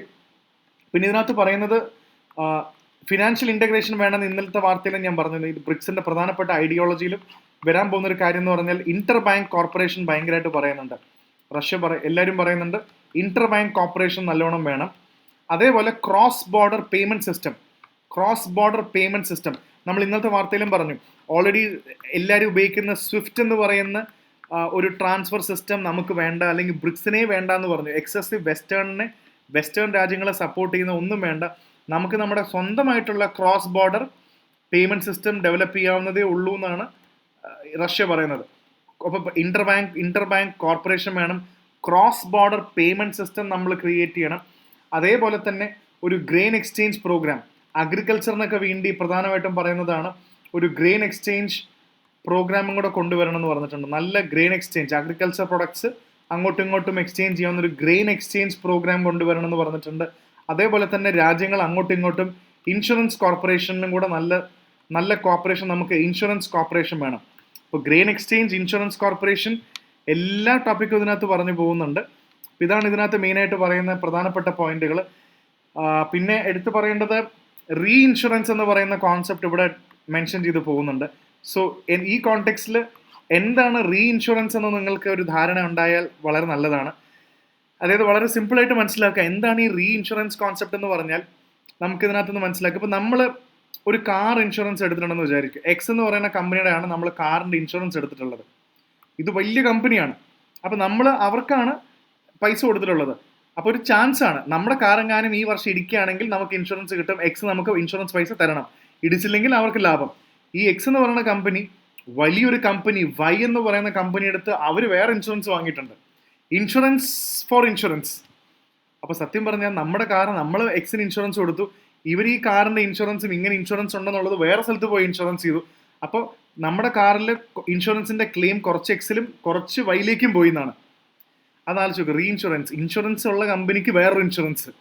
അതാണ് ഈ റീ ഇൻഷുറൻസ് എന്ന് പറയുന്ന ഒരു കോൺസെപ്റ്റ്. അപ്പോൾ ഗ്രെയിൻ കോർപ്പറേഷനൊക്കെ നമ്മളിവിടെ എടുത്തു നോക്കേണ്ടതാണ്. എന്താണ് ഗ്രെയിൻ കോർപ്പറേഷൻ എന്നുള്ളതിനും നമുക്ക് നല്ലൊരു ഐഡിയ നമുക്കിവിടെ ഉണ്ടാവണം. എന്താണ് ഈ ഗ്രെയിൻ കോർപ്പറേഷൻ? ഓക്കെ, അപ്പോൾ ഇത്രയും കാര്യങ്ങളാണ് ഇപ്രാവശ്യത്തെ ബ്രിക്സ് സമ്മിറ്റിൻ്റെ പ്രധാനപ്പെട്ട കാര്യങ്ങളാണ് ഞാനിപ്പോൾ ഷെയർ ചെയ്തത് ബ്രിക്സിൻ്റെ. ഓക്കെ, പിന്നെ അടുത്ത പറയുന്ന ഒരു ആർട്ടിക്കിൾ, കുറച്ച് സങ്കടം പറയുന്ന ആർട്ടിക്കിളാണ്. അടുത്ത കോമൺവെൽത്ത് ഗെയിംസ് വരുന്നുണ്ട്. അതായത് ഗ്ലാസ്ഗോ, ലണ്ടനിൽ, ബ്രിട്ടനിൽ വരാൻ പോകുന്ന കോമൺവെൽത്ത് ഗെയിംസ് വരാൻ പോകുന്നുണ്ട്. കോമൺവെൽത്ത് ഗെയിംസ്, അതിൽ ഒരുപാട് games lack of appeal and multi sport events കാരണം, ഒരുപാട് ഫിനാൻഷ്യൽ ക്രൈസിസും അങ്ങനത്തെ കുറേ കാരണങ്ങൾ കാരണം അവർ പറയുന്ന കുറേ സ്പോർട്സ് നമ്മൾ എക്സ്ക്ലൂഡ് ചെയ്യുകയാണെന്നില്ലേ. കുറേ സ്പോർട്സ് നമ്മൾ ഇപ്രാവശ്യത്തെ ഗെയിംസിന് വെക്കുന്നില്ല. ഈ സ്പോർട്സ് എന്ന് പറയുന്നത് ആകെ കോമൺവെൽത്ത് ഗെയിംസിനാണ് ഇന്ത്യക്ക് ഏറ്റവും കൂടുതൽ മെഡൽ കിട്ടുന്ന ഒരു പ്രോഗ്രാം. ഒരുപാട് മെഡൽ ഇന്ത്യക്ക് കിട്ടാറുണ്ട്, ഇന്ത്യ ടോപ്പ് 5 വരും. അങ്ങനെ ഇന്ത്യ ടോപ്പ് 5 വന്നിരുന്ന ഒരുപാട് കളികളൊന്നും ഇനി ഇല്ല എന്നാണ് പറയുന്നത്. അവിടെയാണ് അവിടുത്തെ പ്രധാനപ്പെട്ട സങ്കടം. പല കളികളും ഇനി ഇപ്രാവശ്യം ആഡ് ചെയ്തിട്ടില്ല. ആ ഗെയിംസ് എല്ലാം റെസ്ട്രിക്റ്റ് ചെയ്ത് വെച്ചിരിക്കുകയാണ്. ഉദാഹരണത്തിന് weight lifting, power lifting, boxing, judo, shooting, wrestling, ഇതെല്ലാം വളരെ ഇതായിട്ട് വന്ന കളികളാണ്. പക്ഷെ അതൊന്നും മെയിനായിട്ടുള്ള കളികൾ പലതും ഉൾപ്പെടുത്തുന്നില്ലെന്നാണ് ഇപ്രാവശ്യത്തെ വാർത്ത പറയുന്നത്. സോ അതാണ് ഇതിൻ്റെ മെയിൻ ആസ്പെക്റ്റ്. സോ ഗെയിം പെർസ്പെക്റ്റീവിൽ നിങ്ങൾ ഇതിനെ മനസ്സിലാക്കിയാൽ മതി. പിന്നെ നമ്മുടെ CPMൻ്റെ, അതായത് member of parliament, communist party of India, CPIയുടെ ലീഡർ, നമ്മുടെ മലയാളിയായ ബിനോയ് വിശ്വത്തിൻ്റെ ആർട്ടിക്കിളാണ് ഇവിടെ കിടക്കുന്നത്. ഇതിൽ വേറൊന്നുമല്ല, madrasas move on, madrasas the alienation of Muslims എന്ന് പറയുന്ന, കഴിഞ്ഞ കുറേ ദിവസമായിട്ട് നമുക്കറിയാം ഇതിൻ്റെ ഒരു ആസ്പെക്റ്റ് നമ്മൾ ഡിസ്കസ് ചെയ്യേണ്ടത് ഒരു ലാർജർ കോണ്ടെക്സ്റ്റിലാണ്. അതായത് a statutory commission such as NCPCR should not be eroding populism in India. It needs to step back from its move. So എന്താണ് NCPCR എന്നുള്ളത് നമ്മൾ അറിഞ്ഞിരിക്കണം. എന്താണ് NCPCR? It's the National Commission for Protection of Child. ഇതനുസരിച്ചിട്ട് ഈ അടുത്ത് നമുക്കറിയാം കഴിഞ്ഞ കുറേ മദ്രസാസിനെതിരെ കേസ് ഉണ്ടായിരുന്നു. അപ്പോൾ ഓൾറെഡി മദ്രസ എന്ന് പറയുന്ന ഒരു കോൺസെപ്റ്റ് കുറേ ദിവസമായിട്ട് വരുന്നുണ്ട്. അലഹബാദ് ആണെങ്കിലും ഉത്തർപ്രദേശിൻ്റെ ആണെങ്കിലും ഒക്കെ മദ്രസാസ് വരുന്നുണ്ട്. സോ ഈ മദ്രസാസ് കുട്ടികളെ പ്രോപ്പറായിട്ടുള്ള എഡ്യൂക്കേഷൻ കൊടുക്കുന്നില്ല എന്ന് പറയുന്നുണ്ട്. അതായത് പ്രോപ്പറായിട്ടുള്ള എഡ്യൂക്കേഷൻ മദ്രസാസ് കൊടുക്കുന്നില്ല. പ്രോപ്പറായിട്ടുള്ള മദ്രസാസ് എഡ്യൂക്കേഷൻ കൊടുക്കുന്നില്ല. അപ്പോൾ എഡ്യൂക്കേഷൻ ഇങ്ങനെ കറക്റ്റായിട്ട് കൊടുക്കാത്തതുകൊണ്ട് സ്റ്റേറ്റിനോട് പറയാണ് ഇങ്ങനെ പ്രോപ്പറായിട്ട് കൊടുത്തില്ലെങ്കിൽ പിന്നെ എന്തിനാണ് മദ്രസ എഡ്യൂക്കേഷൻ പവർ ചെയ്യുന്ന ഇൻസ്റ്റിറ്റ്യൂഷൻസിന് നമ്മൾ ഫണ്ട് ചെയ്യേണ്ടത്? സ്റ്റേറ്റ് എന്തിനാണ് ഇങ്ങനെ ഫണ്ട് ചെയ്തുകൊണ്ടിരിക്കുന്നത് എന്നൊരു ചോദ്യമുണ്ട്. അതായത് നോൺ കംപ്ലൈൻറ്റ് മദ്രസാസ് ഒന്നും കറക്റ്റായിട്ടുള്ള എഡ്യൂക്കേഷൻ ഒന്നും കറക്റ്റായിട്ട് കൊടുക്കുന്നില്ല. അങ്ങനെയാണെങ്കിൽ സ്റ്റേറ്റ് എന്തിനാണ് അങ്ങനത്തെ മദ്രസാസിനെ ഫണ്ട് ചെയ്യുന്നത് എന്നാണ് ചോദിച്ചത്. അപ്പോൾ ഇതാണ് മെയിൻ ആയിട്ടുള്ള ഇഷ്യൂ. ഇതിന് നമ്മൾ റൈറ്റ് ടു എഡ്യൂക്കേഷൻ ആക്ടും ഉണ്ട്, റൈറ്റ് ടു എഡ്യൂക്കേഷൻ 2009 ആക്ടും കൂടെ ആഡ് ചെയ്തിട്ടുണ്ട്. അപ്പോൾ ആരൊക്കെയാണോ എഡ്യൂക്കേഷൻ ആൻഡ് പ്രോപ്പർ എഡ്യൂക്കേഷൻ മദ്രസാസിൽ കൊടുക്കാത്തത് അവർക്കെതിരെയും കേസ് എടുക്കണമെന്നാണ് നോർമലി റെക്കമെൻഡേഷൻ പറഞ്ഞത്. അതായത് ആരാണ് പറഞ്ഞതെന്ന് വെച്ചാൽ NCPCRന്റെ റെക്കമെൻഡേഷനാണ്. അതായത് കുട്ടികൾക്ക് വേണ്ടിയുള്ള ഓർഗനൈസേഷൻ ആണല്ലോ. അവർ പറയുന്നത് RTI എഡ്യൂക്കേഷനും കൂടെ എടുത്തിട്ട്, RTE റൈറ്റ് എഡ്യൂക്കേഷൻ കൂടെ എടുത്തിട്ട് ഇവർക്ക് പ്രോപ്പറായിട്ടുള്ള എഡ്യൂക്കേഷൻ കൊടുക്കുന്നില്ല. അതുകൊണ്ട് ഫണ്ട് ചെയ്യേണ്ട ഗവൺമെൻറ് മദ്രസാസിന് ഫണ്ട് ചെയ്യേണ്ടത് നിർത്തണം എന്നാണ് പറയുന്നത്. ഈ പറയുന്ന തീരുമാനം ഇങ്ങനെ ഫണ്ട് ചെയ്യരുതെന്ന് പറയുന്ന തീരുമാനം സുപ്രീം കോടതിയിൽ പോയപ്പോൾ സുപ്രീം കോടതി പറഞ്ഞു ഇങ്ങനെ പറയുന്നത് തെറ്റാണ്, ഈ വിധി ഇങ്ങനെ വിധി പ്രസ്താവിക്കാൻ പാടില്ല എന്ന് പറഞ്ഞു. അപ്പോൾ അവിടെയാണ് മദ്രസാസിനൊക്കെ ഒരുപാട് ഒരു സപ്പോർട്ട് പോലെ കിട്ടിയിട്ടുണ്ട്. പിന്നെ ഒരു കാര്യമുണ്ട് കേട്ടോ, ഈ മദ്രസാസ് എന്ന് പറയുമ്പോൾ നമ്മുടെ കേരള കോണ്ടെക്സ്റ്റിൽ മാത്രം ഇതിനെ വാല്യുവേറ്റ് ചെയ്യേണ്ട. മദ്രസാസ് എന്ന് പറയുമ്പോൾ നമ്മൾ എക്സ്പെക്ട് ചെയ്യേണ്ട, ഇപ്പോൾ ഡെഫിനറ്റ്ലി അറബിക്കിലാണെങ്കിലും ഇതിലാണെങ്കിലും മദ്രസ എന്ന് ഉദ്ദേശിക്കുന്നത് എന്ന് പറഞ്ഞാൽ എന്താണ്? ഇത് സ്കൂൾ എന്നൊരു കോൺസെപ്റ്റാണ് ഉദ്ദേശിക്കുന്നത്, കുട്ടികൾ പഠിക്കുന്ന ഒരു സ്ഥലം. അപ്പോൾ അവിടെ മുസ്ലിം സ്റ്റുഡൻസ് മാത്രമാണ് പഠിക്കുന്നത്, മറ്റേ റിലീജിയസ് പഠനം മാത്രമാണ് പഠിപ്പിക്കുന്നതെന്ന് നമ്മൾ തെറ്റിദ്ധരിക്കേണ്ട. മദ്രസാസിൽ നോൺ മുസ്ലിംസും പഠിക്കുന്നുണ്ട്. ഇവിടുത്തെ കാര്യം എനിക്ക് അറിയില്ല, അവിടുത്തെ പല നോർത്ത് ഇന്ത്യൻ സ്ഥലങ്ങളിലും നോൺ മുസ്ലിംസ് ആയിട്ടുള്ള ആൾക്കാർ മദ്രസാസിൽ പഠിക്കുന്നുണ്ട്. കാരണം വേറെ സ്കൂൾസ് ഒന്നും ഉണ്ടാവില്ല, അതിന് തൊട്ടടുത്തൊരു മദ്രസ മാത്രമേ ഉണ്ടാവുള്ളൂ. അവരെല്ലാം അവിടെ പോയി പഠിക്കാതിരിക്കാൻ വേറെ വഴി ഉണ്ടാവില്ല. ആൻഡ് അതിലെടുത്തു പറയുന്നുണ്ട്, ഇന്ത്യയിൽ നമ്മുടെ ഫോമർ പ്രസിഡന്റ് രാജേന്ദ്ര പ്രസാദും രാജാറാം മോഹൻ റോയ് എല്ലാവരും മദ്രസയിൽ പഠിച്ച ആൾക്കാരാണ്. അപ്പോൾ മദ്രസ എന്ന് പറയുന്നത് ഇസ്ലാമിക് ലേണിംഗ് ടീച്ചിങ് മാത്രമല്ല, പുറത്തേക്ക് അതുമുണ്ട്. വേറെ അടുത്ത സ്കൂളൊന്നും ഉണ്ടാവില്ല. അപ്പോൾ ആ ഒരു കോണ്ടെക്സ്റ്റിലാണ് ഈ ആർട്ടിക്കിൾ മുഴുവൻ എഴുതിയിരിക്കുന്നത്. പിന്നെ ഇതിൽ NCPCRനെ കുറ്റപ്പെടുത്തുന്നുണ്ട്. NCPCR കുട്ടികൾക്ക് പ്രോപ്പർ എഡ്യൂക്കേഷൻ കൊടുക്കുന്നില്ലെന്ന് പറഞ്ഞിട്ടാണ് കേസ് എടുത്തിരിക്കുന്നത്, മദ്രസാസിനെതിരെ കറക്റ്റ് ടീച്ചിങ് ഇല്ലെന്ന്. പക്ഷെ ഇത് പറയുന്നത് NCPCR എന്ന് പറയുന്ന ഓർഗനൈസേഷൻ വേറെ പല കേസും എടുക്കുന്നില്ല. ചൈൽഡ് ലേബറിൻ്റെ ഒരുപാട് കേസസ് ഉണ്ട്, അതിനെക്കുറിച്ച് കൺസേൺഡ് അല്ല. അതേപോലെ ഹ്യൂമൻ ട്രാഫിക്കിംഗ്, ചൈൽഡ് ട്രാഫിക്കിംഗ് എന്ന് പറയുന്ന ആസ്പെക്ട് ഉണ്ട്, അതിനെക്കുറിച്ചിട്ടും കൺസേൺഡ് അല്ല. മദ്രസാസിനെ കുറിച്ച് മാത്രമാണ് കൺസേൺഡ് എന്നൊരു ആസ്പെക്റ്റ് ആണ് ഇതിനകത്ത് പറയുന്നത്. ഇതിൽ പറയുന്നത് രാജാറാം മോഹൻ റോയ്, രാജേന്ദ്ര പ്രസാദ് ആൻഡ് മുൻഷി പ്രേംചന്ദ് ഇവരെല്ലാം മദ്രസാസിൽ പഠിച്ച ആൾക്കാരാണ് എന്നാണ് പറയുന്നത്. അപ്പോൾ ഇതൊരു കുറച്ചൊരു റിലീജിയസ് ആസ്പെക്റ്റും അങ്ങനെയൊക്കെ പോകുന്നുണ്ട്. സോ അതേപോലെ തന്നെ ഇതിലും ആർട്ടിക്കിൾ 25 പറയുന്നുണ്ട്. Article 25 guarantees every Indian citizen from freedom to profess, practice and propagate the religion of their choice. അപ്പോൾ അതും എടുത്തു പറയുന്നുണ്ട്. അപ്പോൾ ഇതാണ് ഇതിൻ്റെ മേജർ ആയിട്ടുള്ള എഡിറ്റോറിയലിൻ്റെ ക്രക്സ് എന്ന് പറയുന്നത്. അപ്പോൾ സുപ്രീം കോടതി ഇതിനെ സപ്പോർട്ട് ചെയ്യുകയാണ്. അങ്ങനെ മദ്രസ പിന്നെ കേരള മോഡൽ പറയുന്നുണ്ട് കേട്ടോ. പുള്ളി മലയാളി ആയതുകൊണ്ടായിരിക്കും കേരള മോഡൽ എഴുതിയിട്ടുണ്ട്. കേരളത്തിൻ്റെ എഡ്യൂക്കേഷൻ മോഡൽ നല്ലൊരു പബ്ലിക് എഡ്യൂക്കേഷൻ മോഡലാണ്. ഇവിടെ മദ്രസാസിന് ഗവൺമെൻറ് ഫണ്ടൊന്നും ചെയ്യുന്നില്ല, പക്ഷേ എന്നിട്ട് മദ്രസാസ് എല്ലാം നന്നായിട്ട് പ്രവർത്തിക്കുന്നുണ്ടെന്നാണ് ഇതിൽ പറയുന്നത്. ഓക്കെ, അതാണ് ഈ ആർട്ടിക്കിൾ മെയിൻലി പറഞ്ഞു പോകുന്നത്. പിന്നെ ഈ ആർട്ടിക്കിൾ കുറച്ചുകൂടെ പൊളിറ്റിക്കലാണ്. അതായത് ഗാസയുടെ ലീഡർ ഉണ്ടല്ലോ, ഇപ്പോൾ നേരത്തെ ഹസൻ അസ്രള്ള എന്ന് പറഞ്ഞ നമ്മുടെ ഹെസ്ബുള്ളയുടെ നേതാവിനെ പോലെ കില്ലിംഗ് ഓഫ് ഹമാസിൻ്റെ ചീഫ് യാഹ്യ സിൻവാറിനെ ഗാസയിൽ ഇസ്രായേൽ മിലിറ്ററി വധിച്ചതിന് ശേഷമുള്ള ഒരു പോസിറ്റീവ് വാർത്തയാണ് ഇത് പറയുന്നത്. അത് ചിലപ്പോൾ ഒരുപാട് പോസിറ്റീവ് കാര്യങ്ങൾ ആൾക്കാരിലേക്ക് എത്തിക്കുമെന്നാണ് ഇതിനകത്ത് പറയുന്നത്. പിന്നെ ഇതിനകത്ത് ഓരോ രാജ്യങ്ങളുടെ ഇത് പറയുന്നുണ്ട്, ഓരോ രാജ്യങ്ങൾ എങ്ങനെയാണ് ഗാസയിലെ അപ്രോച്ച് അല്ലെങ്കിൽ ഇസ്രായേൽ പാലസ്തീൻ ഇഷ്യൂവിനെ, ഇന്റർനാഷണൽ റിലേഷൻസിൽ ഇസ്രായേൽ പാലസ്തീൻ ഇഷ്യൂവിനെ ഓരോ രാജ്യങ്ങൾ എങ്ങനെയാണ് അപ്രോച്ച് ചെയ്യുന്നതെന്നും കൂടി ഇട്ടിട്ടുണ്ട്. So first of all you should understand what is global south എന്ന് ഇവിടെ പറഞ്ഞു പോകുന്നുണ്ടല്ലോ. എന്താണ് ഈ ഗ്ലോബൽ സൗത്ത് എന്ന് ഉദ്ദേശിക്കുന്നത്? ഒരു ഐഡിയ ഉണ്ടോ? പൊതുവേ നമ്മൾ നോർത്തേൺ ഹെമിസ്ഫിയർ, സതേൺ ഹെമിസ്ഫിയർ എന്ന് പറയുന്ന പോലെ സതേൺ ഹെമിസ്ഫിയറിലെ മിക്ക രാജ്യങ്ങളും നമുക്ക് ഗ്ലോബൽ സൗത്ത് എന്ന് ഉദ്ദേശിക്കാം. അതിനർത്ഥം എല്ലാം സതേൺ ഹെമിസ്ഫിയർ മാത്രമല്ല, നോർത്തേൺ ഹെമിസ്ഫിയർ രാജ്യങ്ങൾ കുറച്ചെങ്കിലും ഉണ്ടോ. സോ നമുക്കിതിനകത്ത് മെയിൻലി കാണാൻ പറ്റും. അതായത് ഗ്ലോബൽ സൗത്ത് എന്ന് ഉദ്ദേശിക്കുമ്പോൾ സതേൺ ഹെമിസ്ഫിയർ മാത്രമല്ല, നമുക്ക് ഏതാണ്ട് ആഫ്രിക്ക, നമുക്ക് മാപ്പ് എടുത്ത് നോക്കുമ്പോൾ അറിയാമല്ലോ, ഏതാണ്ട് ആഫ്രിക്ക നമുക്ക് ഇതിനകത്ത് ഉൾപ്പെടുത്താൻ പറ്റും. അതേപോലെ സൗത്ത് അമേരിക്കൻ രാജ്യങ്ങൾ, അതേപോലെ കാരിബിയൻ ഐലൻഡ്സും, അതേപോലെ ഏഷ്യയിലെ മേജർ ആയിട്ടുള്ള കാര്യങ്ങൾ ഉൾപ്പെടുത്താം. ഏഷ്യയിൽ ജപ്പാനും സൗത്ത് കൊറിയയും ഇസ്രായേലിൻ്റെ ആ ഭാഗത്തുള്ള ഏഷ്യ ഒഴിച്ച് താഴേക്കുള്ള എല്ലാം ഗ്ലോബൽ സൗത്ത് ആണ്. പിന്നെ ഓഷ്യാനിയ. എന്നാണ് ഈ ഓഷ്യാനിയ എന്ന് ഉദ്ദേശിക്കുന്നത്? ഓഷ്യാന എന്ന് പറഞ്ഞാൽ വേറെ ഒന്നുമല്ല, ന്യൂസിലൻഡും ഓസ്ട്രേലിയയും അടങ്ങുന്ന ഓഷ്യൻസ് ഗ്രൂപ്പാണ് ഉദ്ദേശിക്കുന്നത്.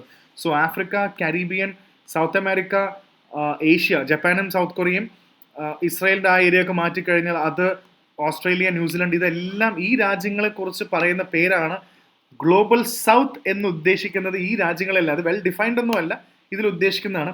പിന്നെ എല്ലാവർക്കും ഇസ്രായേൽ പാലസ്തീൻ ഇഷ്യൂവിൽ എന്താണ് അവരുടെ സ്റ്റാൻഡ് എന്നൊക്കെ പ്രധാനപ്പെട്ട ഇതിൽ പറയുന്നുണ്ട്.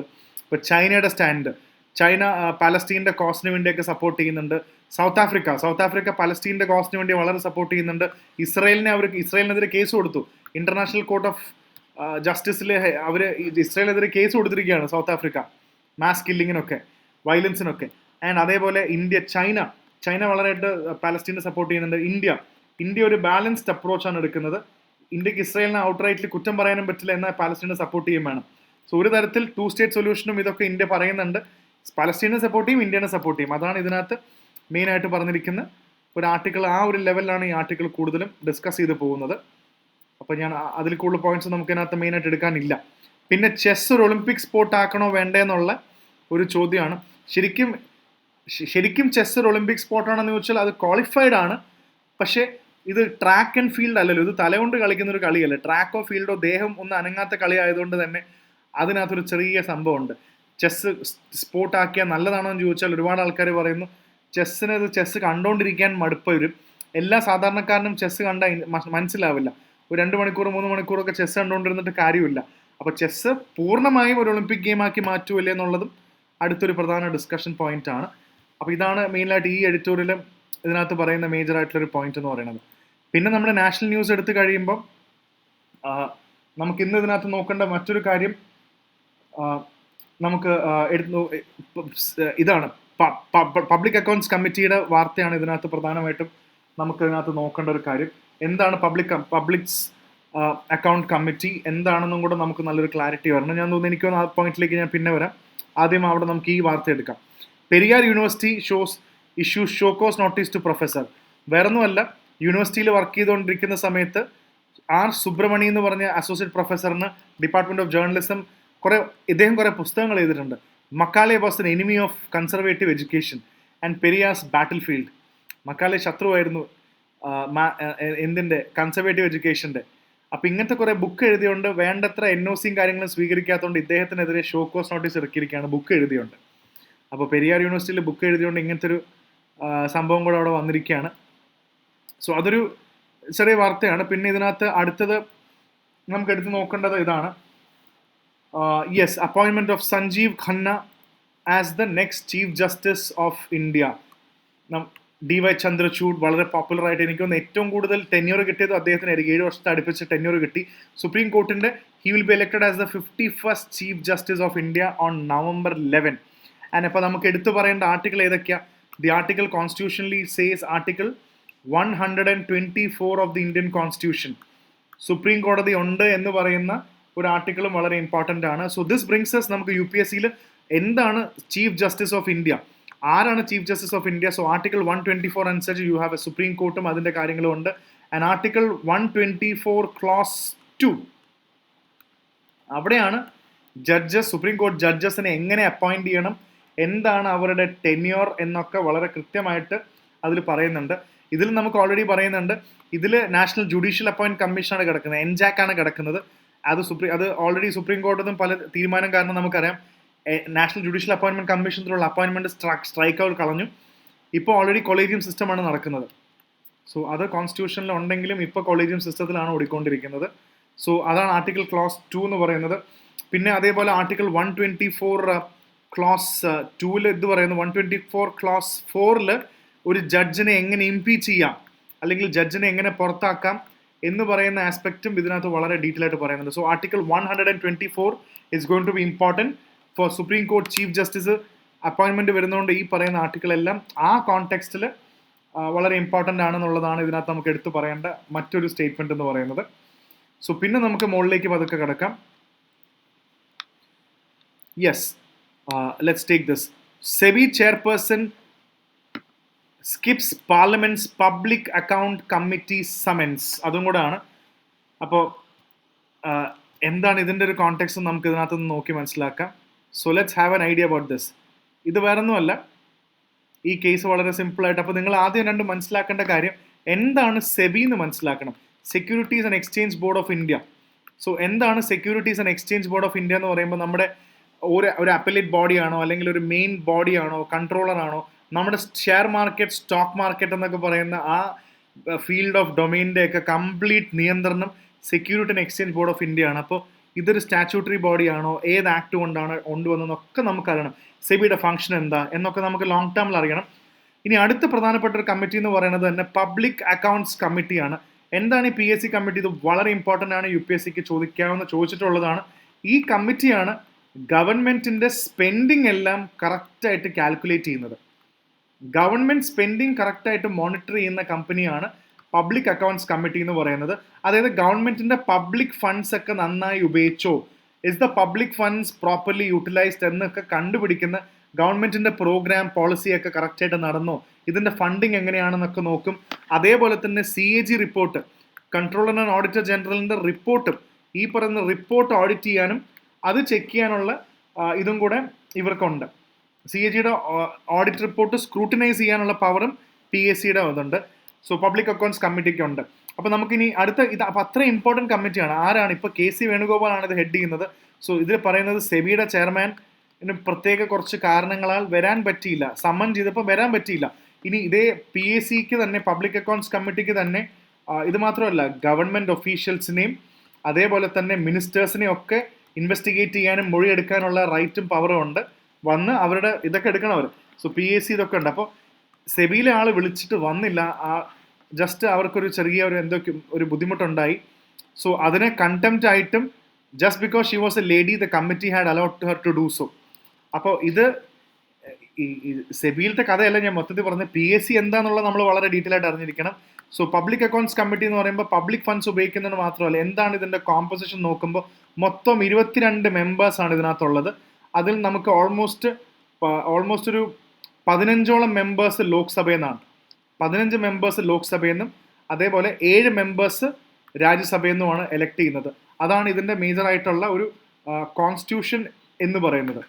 അപ്പോൾ ഇതാരാണ് തിരഞ്ഞെടുക്കുന്നതെന്ന് ചോദിച്ചു കഴിഞ്ഞാൽ സ്പീക്കറാണ് തീരുമാനിക്കുന്നത് ആരാണ് പബ്ലിക് അക്കൗണ്ട്സ് കമ്മിറ്റിയുടെ ചെയർപേഴ്സൺ എന്നുള്ളത്. സ്പീക്കറാണ് തീരുമാനിക്കുന്നത്. അപ്പോൾ പബ്ലിക് അക്കൗണ്ട്സ് കമ്മിറ്റിയുടെ ചെയർപേഴ്സൺ പൊതുവേ ഒപ്പോസിഷൻ പാർട്ടിയിലത്തെ ഒരു ലീഡറാണ് വരുന്നുണ്ടാവുക. ഒപ്പോസിഷൻ പാർട്ടി ഹെഡ് എന്നല്ല, ഒപ്പോസിഷൻ പാർട്ടിയുടെ ഇപ്പോൾ KC വേണുഗോപാൽ ഇപ്പുറത്താകുമ്പോൾ കോൺഗ്രസിൻ്റെ മെയിൻ ആളാണ്. അപ്പോൾ അതുകൊണ്ട് തന്നെ ഒപ്പോസിഷൻ പാർട്ടി അപ്പോഴല്ലേ ഇതിനൊരു ചെക്കുള്ളൂ.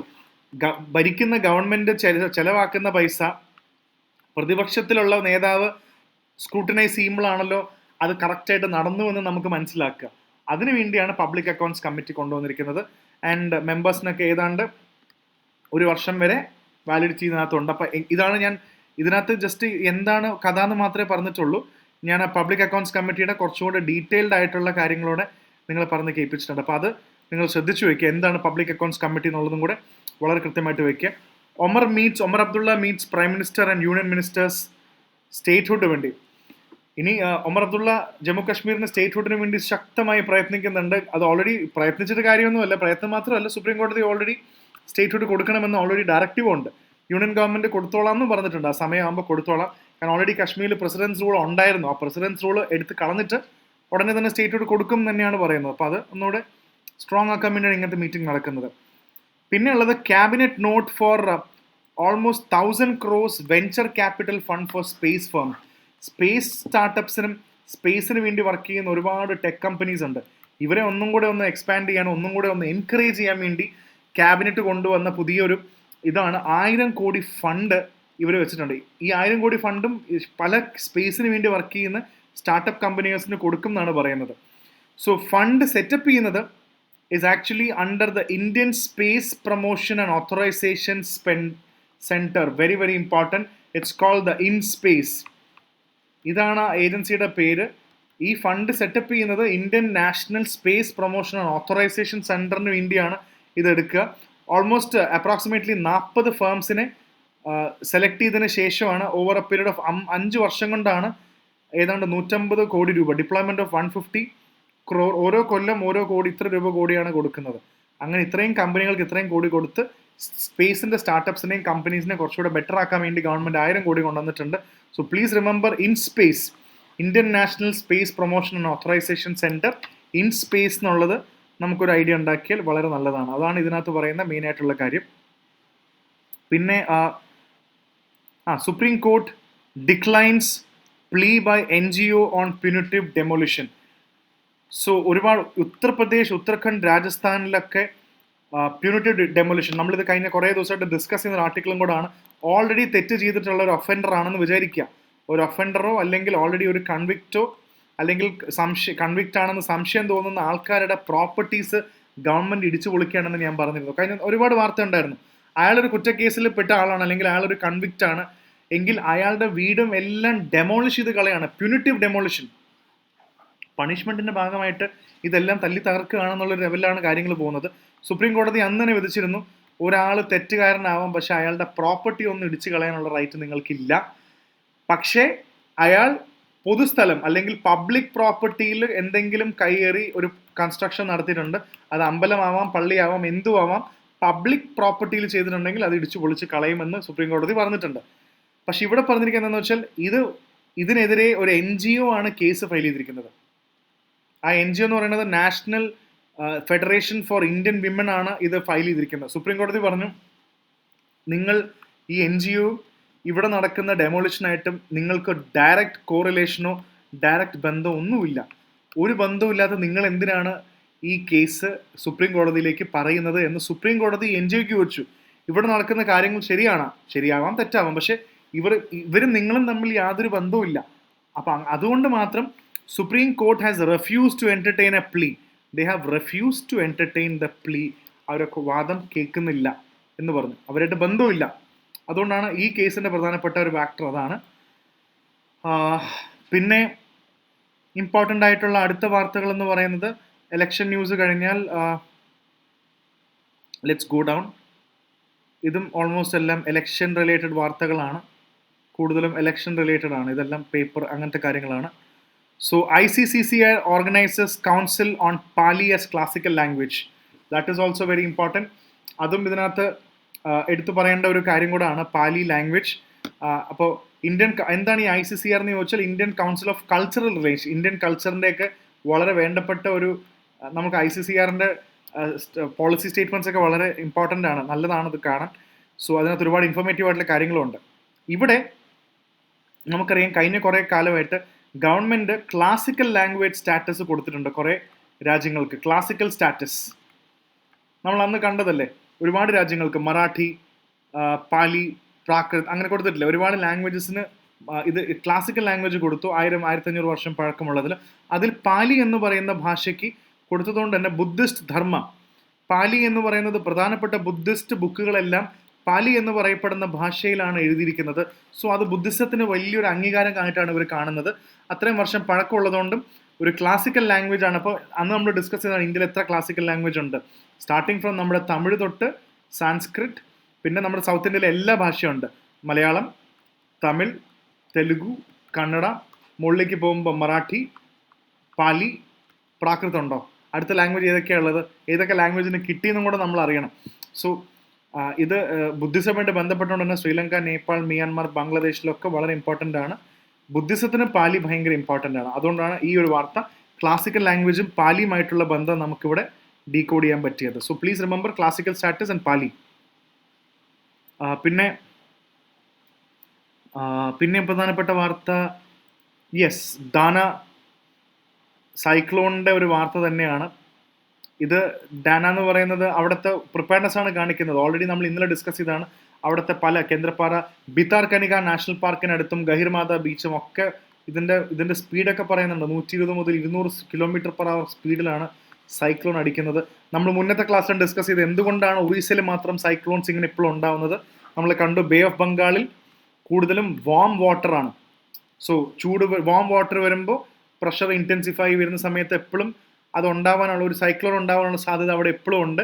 പിന്നെ നോർത്ത് വെസ്റ്റേർലി ഡയറക്ഷനിലേക്ക് പോകുന്നതുകൊണ്ടാണ് ഒറീസ, കൃത്യമായിട്ട് പറയുകയാണെങ്കിൽ തമിഴ്നാടു, ആന്ധ്ര എന്നൊക്കെ ആ റീജിയനിലേക്ക് പോകുന്നതുകൊണ്ടാണ് ഇവിടെ എല്ലാം എപ്പോഴും അവിടെ മഴ കിട്ടുന്നത്. സോ അതൊരു വലിയൊരു ഫാക്ടറായിട്ട് നമുക്കിവിടെ കാണാൻ പറ്റുന്നൊരു ഇതും കൂടാണ്. പിന്നെ ഇതിനകത്ത് എടുത്തു പറയേണ്ട ഒരു കാര്യം, ഇതിനകത്ത് കുറേ കാര്യങ്ങൾ പറയുന്നുണ്ടെങ്കിലും ICR ഇതേപോലത്തെ നിങ്ങൾക്കറിയാം, ഓൾറെഡി ഒരുപാട് ആൾക്കാരെ മാറ്റി പാർപ്പിക്കുന്നുണ്ട്. 6 ലക്ഷം പേരോളം ഷെൽട്ടർ ഹൗസിലേക്ക് മാറ്റുന്നുണ്ട്. ഇതൊക്കെ നടക്കുന്നുണ്ട്. പക്ഷേ ഇതിൽ നമുക്ക് എടുത്തു പറയേണ്ടത് എന്താണ് ICR എന്ന് കേട്ടിട്ടുണ്ടോ? അതായത് to ensure stable mobile connectivity intra circle roaming was activated. എന്താണ് ഈ ഇൻട്രാ സർക്കിൾ റോമിംഗ് മൊബൈൽ ഫോൺസിൽ? ഇപ്പോൾ നിങ്ങളുടെ കണക്ഷൻ എയർടെൽ ആണെന്ന് വിചാരിക്കുക. ഒരു പെർട്ടിക്കുലർ എമർജൻസി സിറ്റുവേഷൻ, ഇതേപോലത്തെ ഫ്ലഡോ സൈക്ലോണോ ഒക്കെ വരുമ്പോൾ നിങ്ങളുടെ കണക്ഷൻ കട്ടായി, എയർടെലിന് നെറ്റ്വർക്ക് ഇല്ല. അപ്പോൾ എന്ത് ചെയ്യും? നിങ്ങളുടെ ഫോൺ വർക്ക് ചെയ്യില്ല. അങ്ങനെ വരുന്ന സമയത്ത് തൊട്ടടുത്തുള്ള നെറ്റ്വർക്ക്, വോഡാഫോൺ അല്ലെങ്കിൽ ഐഡിയ അല്ലെങ്കിൽ റിലയൻസ് ജിയോ BSNL ഏതാണ് അവൈലബിൾ നെറ്റ്വർക്കിലേക്ക് നിങ്ങളുടെ ഫോൺ ആ നെറ്റ്വർക്ക് വഴി റീറൂട്ട് ആവും. എയർടെൽ കട്ടായാലും അടുത്തതിൽ കൂടെ നിങ്ങൾക്ക് കോൾ കിട്ടും. അതാണ് ഇൻട്രാ സർക്കിൾ റോമിംഗ് എന്ന് പറയുന്നത്. ഇങ്ങനത്തെ എമർജൻസി വരുമ്പോൾ ICR ആക്ടിവേറ്റ് ചെയ്യും. സോ ഇമ്പോർട്ടൻ്റ് ആണ്, അറിഞ്ഞിരിക്കണം എന്താണ് ഈ ICR ആക്ടിവേറ്റ് എന്ന് പറയുന്നത്. സോ അതാണ് ICR ആക്ടിവേഷൻ ഇവിടെ നടക്കുന്നത്. അതിനകത്ത് വളരെ കൃത്യമായിട്ട് പറയുന്നുണ്ട്. ബാക്കിയൊക്കെ ഒരു നോർമൽ സംഭവങ്ങളാണ്. പിന്നെ ബോംബ് ഹോക്സ്, ഇതിപ്പോൾ തമാശ പോലെ ആയിരുന്നില്ല. എല്ലാ ദിവസവും എന്തോരം ഫ്ലൈറ്റാണെന്നറിയോ ബോംബ് വയ്ക്കും എന്ന് പറഞ്ഞ് ഫ്ലൈറ്റ്സിനെ ഡിലേ ചെയ്തുകൊണ്ടിരിക്കുന്നത്. വളരെ കഷ്ടമാണ്. കാരണം എത്ര കോടി രൂപയാണ് നഷ്ടം വരുന്നതെന്നുള്ളതും ഒരു വലിയ ഫാക്ടറാണ് ഇവിടെ.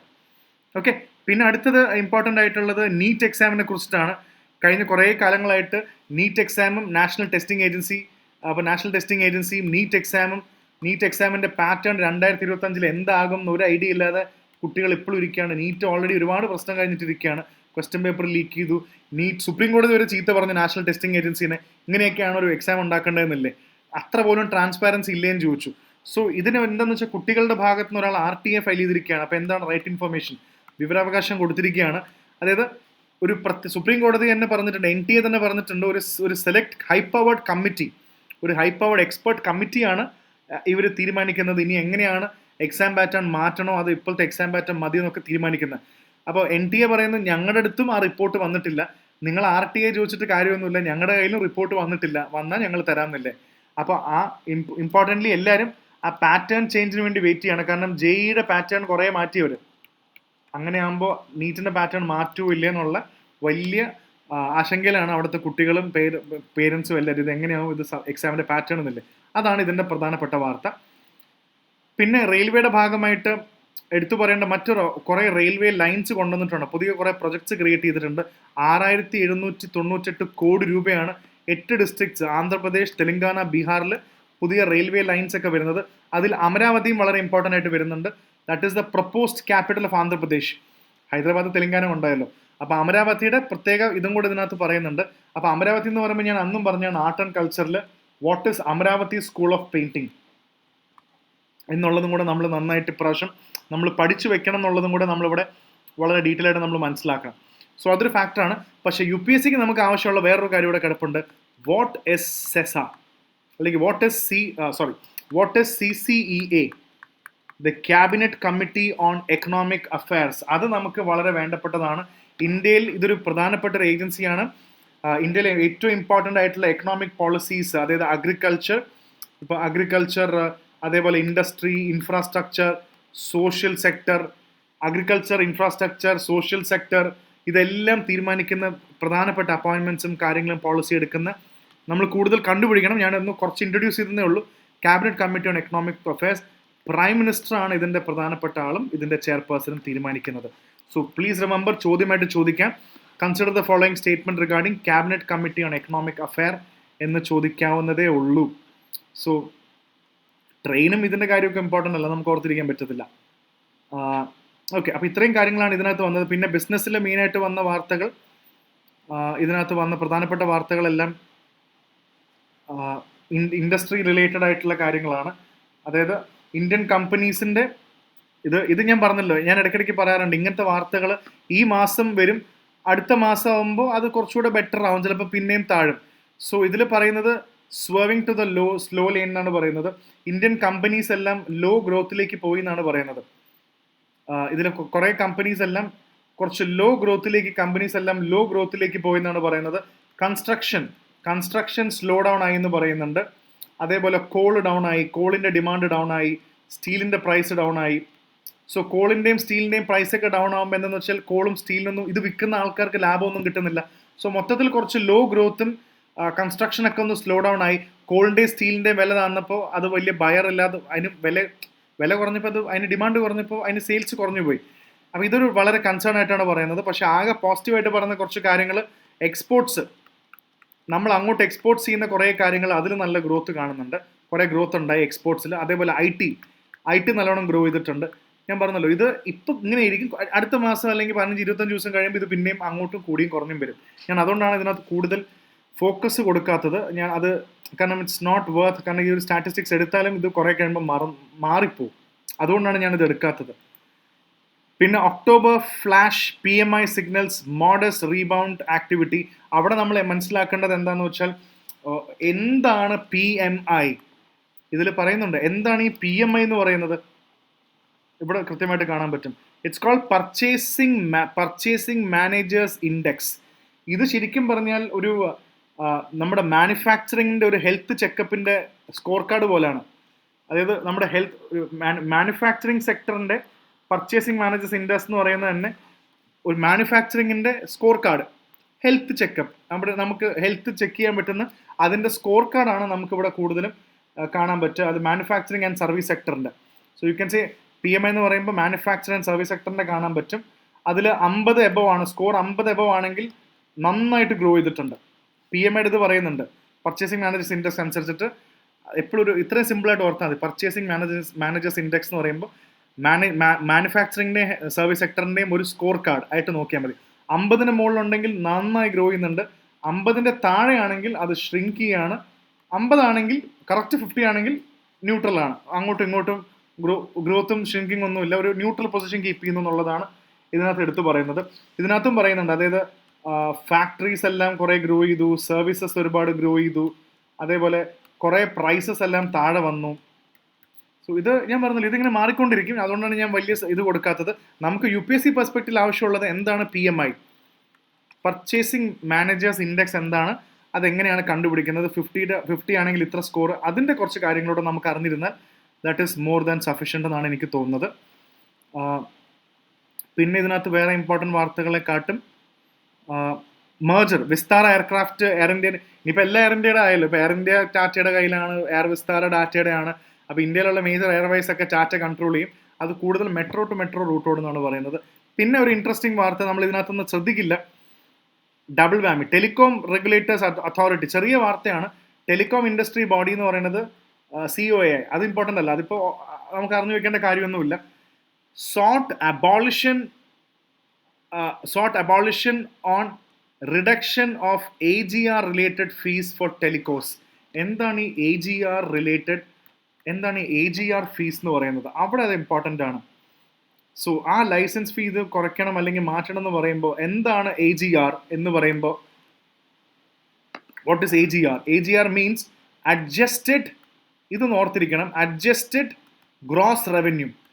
ടെലികോം സെക്ടറിൻ്റെ അഡ്ജസ്റ്റഡ് ഗ്രോസ് റവന്യൂ എന്ന് പറയുമ്പോൾ അതെന്തായിരിക്കും? അഡ്ജസ്റ്റഡ് ഗ്രോസ് റവന്യൂ എന്ന് പറയുമ്പോൾ എന്തായിരിക്കും ഇവിടെ നമുക്ക് കാണാൻ പറ്റുക എന്നുള്ളത് നമുക്കൊന്ന് കാൽക്കുലേറ്റ് ചെയ്യണം. അഡ്ജസ്റ്റഡ് ഗ്രോസ് റവന്യൂ, AGR എന്താണെന്ന് കാൽക്കുലേറ്റ് ചെയ്യണം. വേറൊന്നുമല്ല, ഒരു ടെലികോം കമ്പനി ആണെങ്കിൽ, ഒരു ടെലികോം സെക്ടർ ആണെങ്കിൽ AGR അല്ലെങ്കിൽ അഡ്ജസ്റ്റഡ് ഗ്രോസ് റവന്യൂ എന്ന് ഉദ്ദേശിക്കുന്നത് റവന്യൂ ഫ്രം കോർ സെക്ടറാണ്. The revenue coming from the core service sector. എന്താണ് ഈ കോർ സർവീസ് എന്ന് ഉദ്ദേശിക്കുന്നത്? ഒരു ടെലികോം കമ്പനിയുടെ കോർ സർവീസസ് കിട്ടുന്ന റവന്യൂ ആണ് AGR അല്ലെങ്കിൽ അഡ്ജസ്റ്റഡ് ഗ്രോസ് റവന്യൂ. അതെന്താ? മൊബൈൽസ്, അതേപോലെ തന്നെ കോൾസ്, ഇന്റർനെറ്റ് ഡേറ്റ പാക്ക്, അതേപോലെ SMS. ഇതാണല്ലോ ടെലികോമിന്റെ കോർ കോൺസെപ്റ്റ്സ് എന്ന് പറയുന്നത്. അങ്ങനെ കിട്ടുന്ന റവന്യൂ ആണ് അഡ്ജസ്റ്റഡ് ഗ്രോസ് റവന്യൂ. കാരണം ഇതിനകത്ത് വേറെ ഉണ്ട്, നോൺ ടെലികോം റവന്യൂ ഉണ്ട്, അത് കൂട്ടാൻ പറ്റില്ല റവന്യൂല്. ടെലികോമിന് എല്ലാ റവന്യൂ ഉണ്ടല്ലോ. കോർ അതായത് ഫോൺ അതായിട്ട് വരുന്നത് റവന്യൂ ആണ് നമുക്ക് AGR എന്ന് പറയുന്നത്, adjusted gross revenue. Non telecom revenue ഇല്ലേ, ടെലികോം കമ്പനിക്ക് റെന്റ് കിട്ടാം, അതിന് ഡിവിഡൻഡ് കിട്ടാം, കമ്പനിക്ക് ഡിവിഡൻഡ് കിട്ടാം, അല്ലെങ്കിൽ ഇൻട്രസ്റ്റ് കിട്ടാം. അങ്ങനെ നോൺ ടെലികോമിൽ മൊബൈൽ ഫോണും ഇന്റർനെറ്റും വിൽക്കാതെ കിട്ടുന്ന പൈസയുണ്ട്. ആ പൈസ ഇതിനകത്ത് പറയുന്നതാണ്. ഇതും നമുക്ക് അതിനകത്ത് കാൽക്കുലേറ്റ് ചെയ്യാൻ പറ്റും. പിന്നെ ക്യാപിറ്റൽ റെസീപ്റ്റ്സ് എന്ന് പറയുന്ന കോൺസെപ്റ്റ് കൂടെ ഉണ്ട്. എന്തെങ്കിലും അസറ്റ് വിറ്റ് കിട്ടുന്നത്, ക്യാപിറ്റൽ റെസീപ്റ്റ്സ് പോലെ എന്തെങ്കിലും അസറ്റ്, ടെലികോം കമ്പനി ഏതെങ്കിലും ഒരു അസറ്റ് വിറ്റ് കിട്ടുന്ന പൈസ ഇസ് നോട്ട് AGR, അത് AGR വരില്ല. അപ്പോൾ ഈ അസറ്റ് വിറ്റ് കിട്ടുന്ന പൈസ, റെന്റ്, ഡിവിഡൻഡ്, ഇൻട്രസ്റ്റ്, ഇതെല്ലാം നോൺ ടെലികോം റവന്യൂ ആണ്, അത് AGRൽ വരില്ല. ടെലികോമിന്റെ AGR എന്ന് പറയുന്നത് കോർ സർവീസ് ആണ്. Mobile phones, internet, data pack, SMS പോലത്തെ കോർ കോളിംഗ് സർവീസിന് വരുന്ന എമൗണ്ട് ആണ് AGR. അതൊന്ന് ഓർത്ത് വെച്ചാൽ വളരെ നല്ലതാണ്. സംഭവം കാണുമ്പോൾ ഇന്നത്തെ പേപ്പറിൽ നിങ്ങൾ പലരും ശ്രദ്ധിക്കില്ല, എത്ര ചെറിയ വാർത്തയത്. പക്ഷേ AGR, അഡ്ജസ്റ്റഡ് ഗ്രോസ് റവന്യൂ എന്താണെന്നുള്ളത് മനസ്സിലാക്കി വെക്കാൻ പറ്റിക്കഴിഞ്ഞാൽ നല്ലതാണ്. പിന്നെ ഇന്റർനാഷണൽ വാർത്തയിൽ ഓൾറെഡി ശ്രീലങ്കയ്ക്കെതിരെ ഒരുപാട്, അവിടെയുള്ള കുറേ ഇസ്രായേലി ടൂറിസ്റ്റിന് അറ്റാക്ക് നടന്നതിന് ശേഷം ഇസ്രായേൽ ഗവൺമെന്റ് ഇന്നലെ എല്ലാവരും തിരിച്ചു വിളിച്ചിട്ടുണ്ട്, വന്നോളാൻ പറഞ്ഞു. And then the next important thing is, നമുക്ക് ഒരു അവാർഡ് ഓർത്തിരിക്കാം. എവിടെയെങ്കിലും കണ്ടാൽ നമുക്കൊരു മിനിമം ക്ലാരിറ്റി ഓർത്തിരിക്കണം. Venezuelan opposition leader wins the European യൂണിയന്റെ ടോപ്പ് ഹ്യൂമൻ റൈറ്റ് പ്രൈസ് ആണ് വെനീസുലൻ ഒപ്പോസിഷൻ ലീഡർക്ക് കിട്ടിയിരിക്കുന്നത്. സോ യൂറോപ്യൻ പാർലമെന്റ് പ്രസിഡന്റ് ആണ് അനൗൺസ് ചെയ്തത്. We are confident that it will prevail. So എന്താണ് the Sakharov prize? Very very important. It is called the Sakharov prize. Very fact ആണ്, UPSCക്ക് ചോദിച്ചുകൂടായെന്നില്ലെന്ന് പറയാൻ പറ്റില്ല. So what is the Sakharov prize? European യൂണിയന്റെ top human rights prize ആണ് Sakharov price എന്ന് പറയുന്നത്. സോ അത് ഓർത്ത് വെക്കുക. പിന്നെ ജർമ്മനി പറയുന്നുണ്ട് നേറ്റോയിൽ യുക്രൈനിന് ഇപ്പോൾ ഓൾറെഡി ഒരുപാട് യുദ്ധത്തിൽ മുഴുകിയിരിക്കുന്ന രാജ്യമാണ് യുക്രൈൻ, ഉടനെ നാറ്റോയിൽ ജോയിൻ ചെയ്യാൻ പറ്റില്ല. So that brings us what is called as North Atlantic Treaty Organization. എന്താണ് ഇത്രയും രാജ്യങ്ങളെല്ലാം ഒരുമിച്ച് ചേരുന്നത്? എന്താണ് യുക്രൈനെ നേറ്റോയിൽ എടുക്കാത്തതും? അത് നമുക്ക് കുറച്ച് കഴിയുമ്പോൾ പഠിക്കാൻ പറ്റും. ഇതിൻ്റെ നേറ്റോൻ്റെ തന്നെ ആർട്ടിക്കിൾ 5 കുറച്ച് കഴിയുമ്പോൾ നമ്മൾ പഠിക്കും. നേറ്റോൻ്റെ ശത്രു, അതിൽ ഒരാളുടെ ശത്രു എല്ലാവരുടെയും ശത്രുവാണ്. യുദ്ധം, നേറ്റോയുടെ ഏതെങ്കിലും രാജ്യത്തിനെതിരെ യുദ്ധം പ്രഖ്യാപിച്ച നോർത്ത് അറ്റ്ലാന്റിക് ട്രീറ്റി ഓർഗനൈസേഷനിലെ എല്ലാ ആർമിയും ഒരുമിച്ച് ഫൈറ്റ് ചെയ്യും. യുക്രൈനെ നേറ്റോ എടുത്തിരുന്നെങ്കിൽ, റഷ്യ യുക്രൈൻ വാർ വന്നാൽ അമേരിക്ക ഉൾപ്പെടെ ഈ വെസ്റ്റേൺ രാജ്യങ്ങളെല്ലാം എന്ത് സംഭവിക്കും? റഷ്യ വെസസ് യുക്രൈനെക്കാട്ടും കൂടുതൽ യുക്രൈൻ്റെ തലയ്ക്ക് മുകളിൽ നേറ്റോ ഉണ്ടാവും. അപ്പോൾ നേറ്റോ എന്തിനാണ് വെറുതെ അനാവശ്യമായിട്ട് റഷ്യക്കെതിരെ യുദ്ധം ചെയ്യുന്നതെന്നുള്ളതുകൊണ്ടാണ് ഇതുവരെ യുക്രൈനെ അവരെ അപ്പോയിന്റ് ചെയ്ത് എടുത്തിട്ടില്ല നേറ്റോയിൽ. അപ്പോൾ നേറ്റോയിലെ മെമ്പേഴ്സ് ഏതാണ്? Which of the following countries are members of NATO എന്നുള്ള രീതിയിൽ പ്രിലിംസിൽ നിങ്ങൾക്ക് നല്ലൊരു ക്ലാരിറ്റി ഉണ്ടാവണം എന്നുള്ളതും കൂടെ ഞാൻ പറയുകയാണ്. പിന്നെ എല്ലാം ഇസ്രായേൽ ഗാസ ഫൈറ്റാണ്. പിന്നെ പ്രസിഡന്റ് മുയ്സു, മാലദ്വീപ്സിലെ പുതിയ പ്രസിഡന്റ് ആണ്. അദ്ദേഹത്തിൻ്റെ സാലറിയിൽ നിന്നും 50% സാലറി ഇനി എടുക്കുന്നുള്ളൂ. കാരണം അവിടെ മൊത്തത്തിൽ ഫിനാൻഷ്യൽ ക്രൈസിസ് ആണ്. അപ്പോൾ ആ ഫിനാൻഷ്യൽ ക്രൈസിസിൽ അവർക്ക് ഫോറിൻ ഇൻക്രീസിങ് ഡെറ്റ് ആണ്, കറണ്ട് അക്കൗണ്ട് ഡെഫിസിറ്റ്. ഒരു രാജ്യത്തുണ്ടാകുന്ന എല്ലാ പ്രശ്നങ്ങളും അവർക്കുണ്ട്. ഹൈ കറണ്ട് അക്കൗണ്ട് ഡെഫിസിറ്റ്, അതേപോലെ തന്നെ ഇൻക്രീസിങ് എക്സ്റ്റേണൽ ഡെറ്റ്, പുറത്തുള്ള കടം, ഇന്റർനാഷണൽ കടങ്ങൾ വേറെ ലെവലിലാണ് അവരുടെ കടങ്ങൾ. അതേപോലെ അവരുടെ ഫോറിൻ റിസർവ്സ് എല്ലാം കുറഞ്ഞു വരികയാണ്. ഇന്ത്യ ഇതിൽ പ്രധാനമായിട്ട് വരുന്നൊരു സംഭവം എന്താ? Currency swap agreement. അത് ഞാൻ ഓൾറെഡി പഠിപ്പിച്ചതാണ് എന്താണ് കറൻസി സ്വാപ്പ് എന്നുള്ളത്. ഇന്ത്യ ഏതാണ്ട് 400 million ആൻഡ് അഡീഷണൽ 3000 crores, ഏതാണ്ട് 357 million ഒക്കെയാണ് ഇന്ത്യയും ഇതിലും കൊണ്ടുവരാൻ ഉദ്ദേശിക്കുന്നത്. പിന്നെ സാർക്ക് എന്താണെന്ന് ചോദിക്കുന്നുണ്ട്. എന്താണ് സാർക്ക്? കുറേ വർഷമായിട്ട് നടക്കുന്നില്ല. അപ്പോൾ സാർക്കിനെ കുറിച്ചിട്ടും പറയുന്നുണ്ട്, ഇതിലും വാർത്ത വരുന്നുണ്ട്. അപ്പോൾ ഇത്രയും കാര്യങ്ങളാണ് ഇതിനകത്ത് മെയിനായിട്ടുള്ളത്. അപ്പോൾ മാൽദീവ്സ് മൊത്തത്തിലൊരു ഫിനാൻഷ്യൽ ക്രൈസിസിലാണെന്നുള്ളത് നിങ്ങൾക്ക് മനസ്സിലായി കാണുമല്ലോ. അത്രയും മോശം ഫിനാൻഷ്യൽ ക്രൈസിസിലാണ് നിൽക്കുന്നത്. ഇതിൽ കടങ്ങളുടെ ലിസ്റ്റൊക്കെ എഴുതിയിട്ടുണ്ട്. Official reserves are the lowest level. അത്രയും ഒന്നുമില്ല. കറണ്ട് അക്കൗണ്ട് ഡെഫിസിറ്റ്, ഇന്റർനാഷണൽ കടം, debt, current account deficit, official reserves വളരെ താഴെയാണ്. പിന്നെ ഇന്ത്യ ആയിട്ട് 750 million കറൻസി സ്വാപ്പ് നടക്കുന്നുണ്ട്. അതുകൊണ്ട് പിന്നെ കറൻസി, അത് സാർക്കിൻ്റെ കറൻസി സ്വാപ്പ് ഫ്രെയിംവർക്കാണ്. 2027 വരെ നിൽക്കും. അത്രയും പൈസ കറൻസി സ്വാപ്പ് അനുസരിച്ചിട്ട് മാലദ്വീപ്സിന് എടുക്കാം, ഇന്ത്യയുടെ കയ്യിൽ നിന്ന് ഡോളറായിട്ട് എടുക്കാം. അപ്പോൾ ഇത്രയും കാര്യങ്ങളാണ് ഇതിനകത്ത് മെയിനായിട്ട് വരുന്നത്. So I think These are the important news, and definitely, so really apologies for the slow delay cost. And നിങ്ങൾ കണ്ടന്റ് വായിക്കുക പഠിക്കുക. സൺഡേയിലത്തെ ന്യൂസ് വേറെ ആയിട്ട് തന്നെ ഇടുന്നതാണ്. Okay, so keep preparing. എന്തെങ്കിലും ടോപ്പിക് ആവശ്യം ഉണ്ടെങ്കിൽ താഴെ കമന്റ് ചെയ്യുക. I will make A video on that. Okay, so take care. Thank you so much.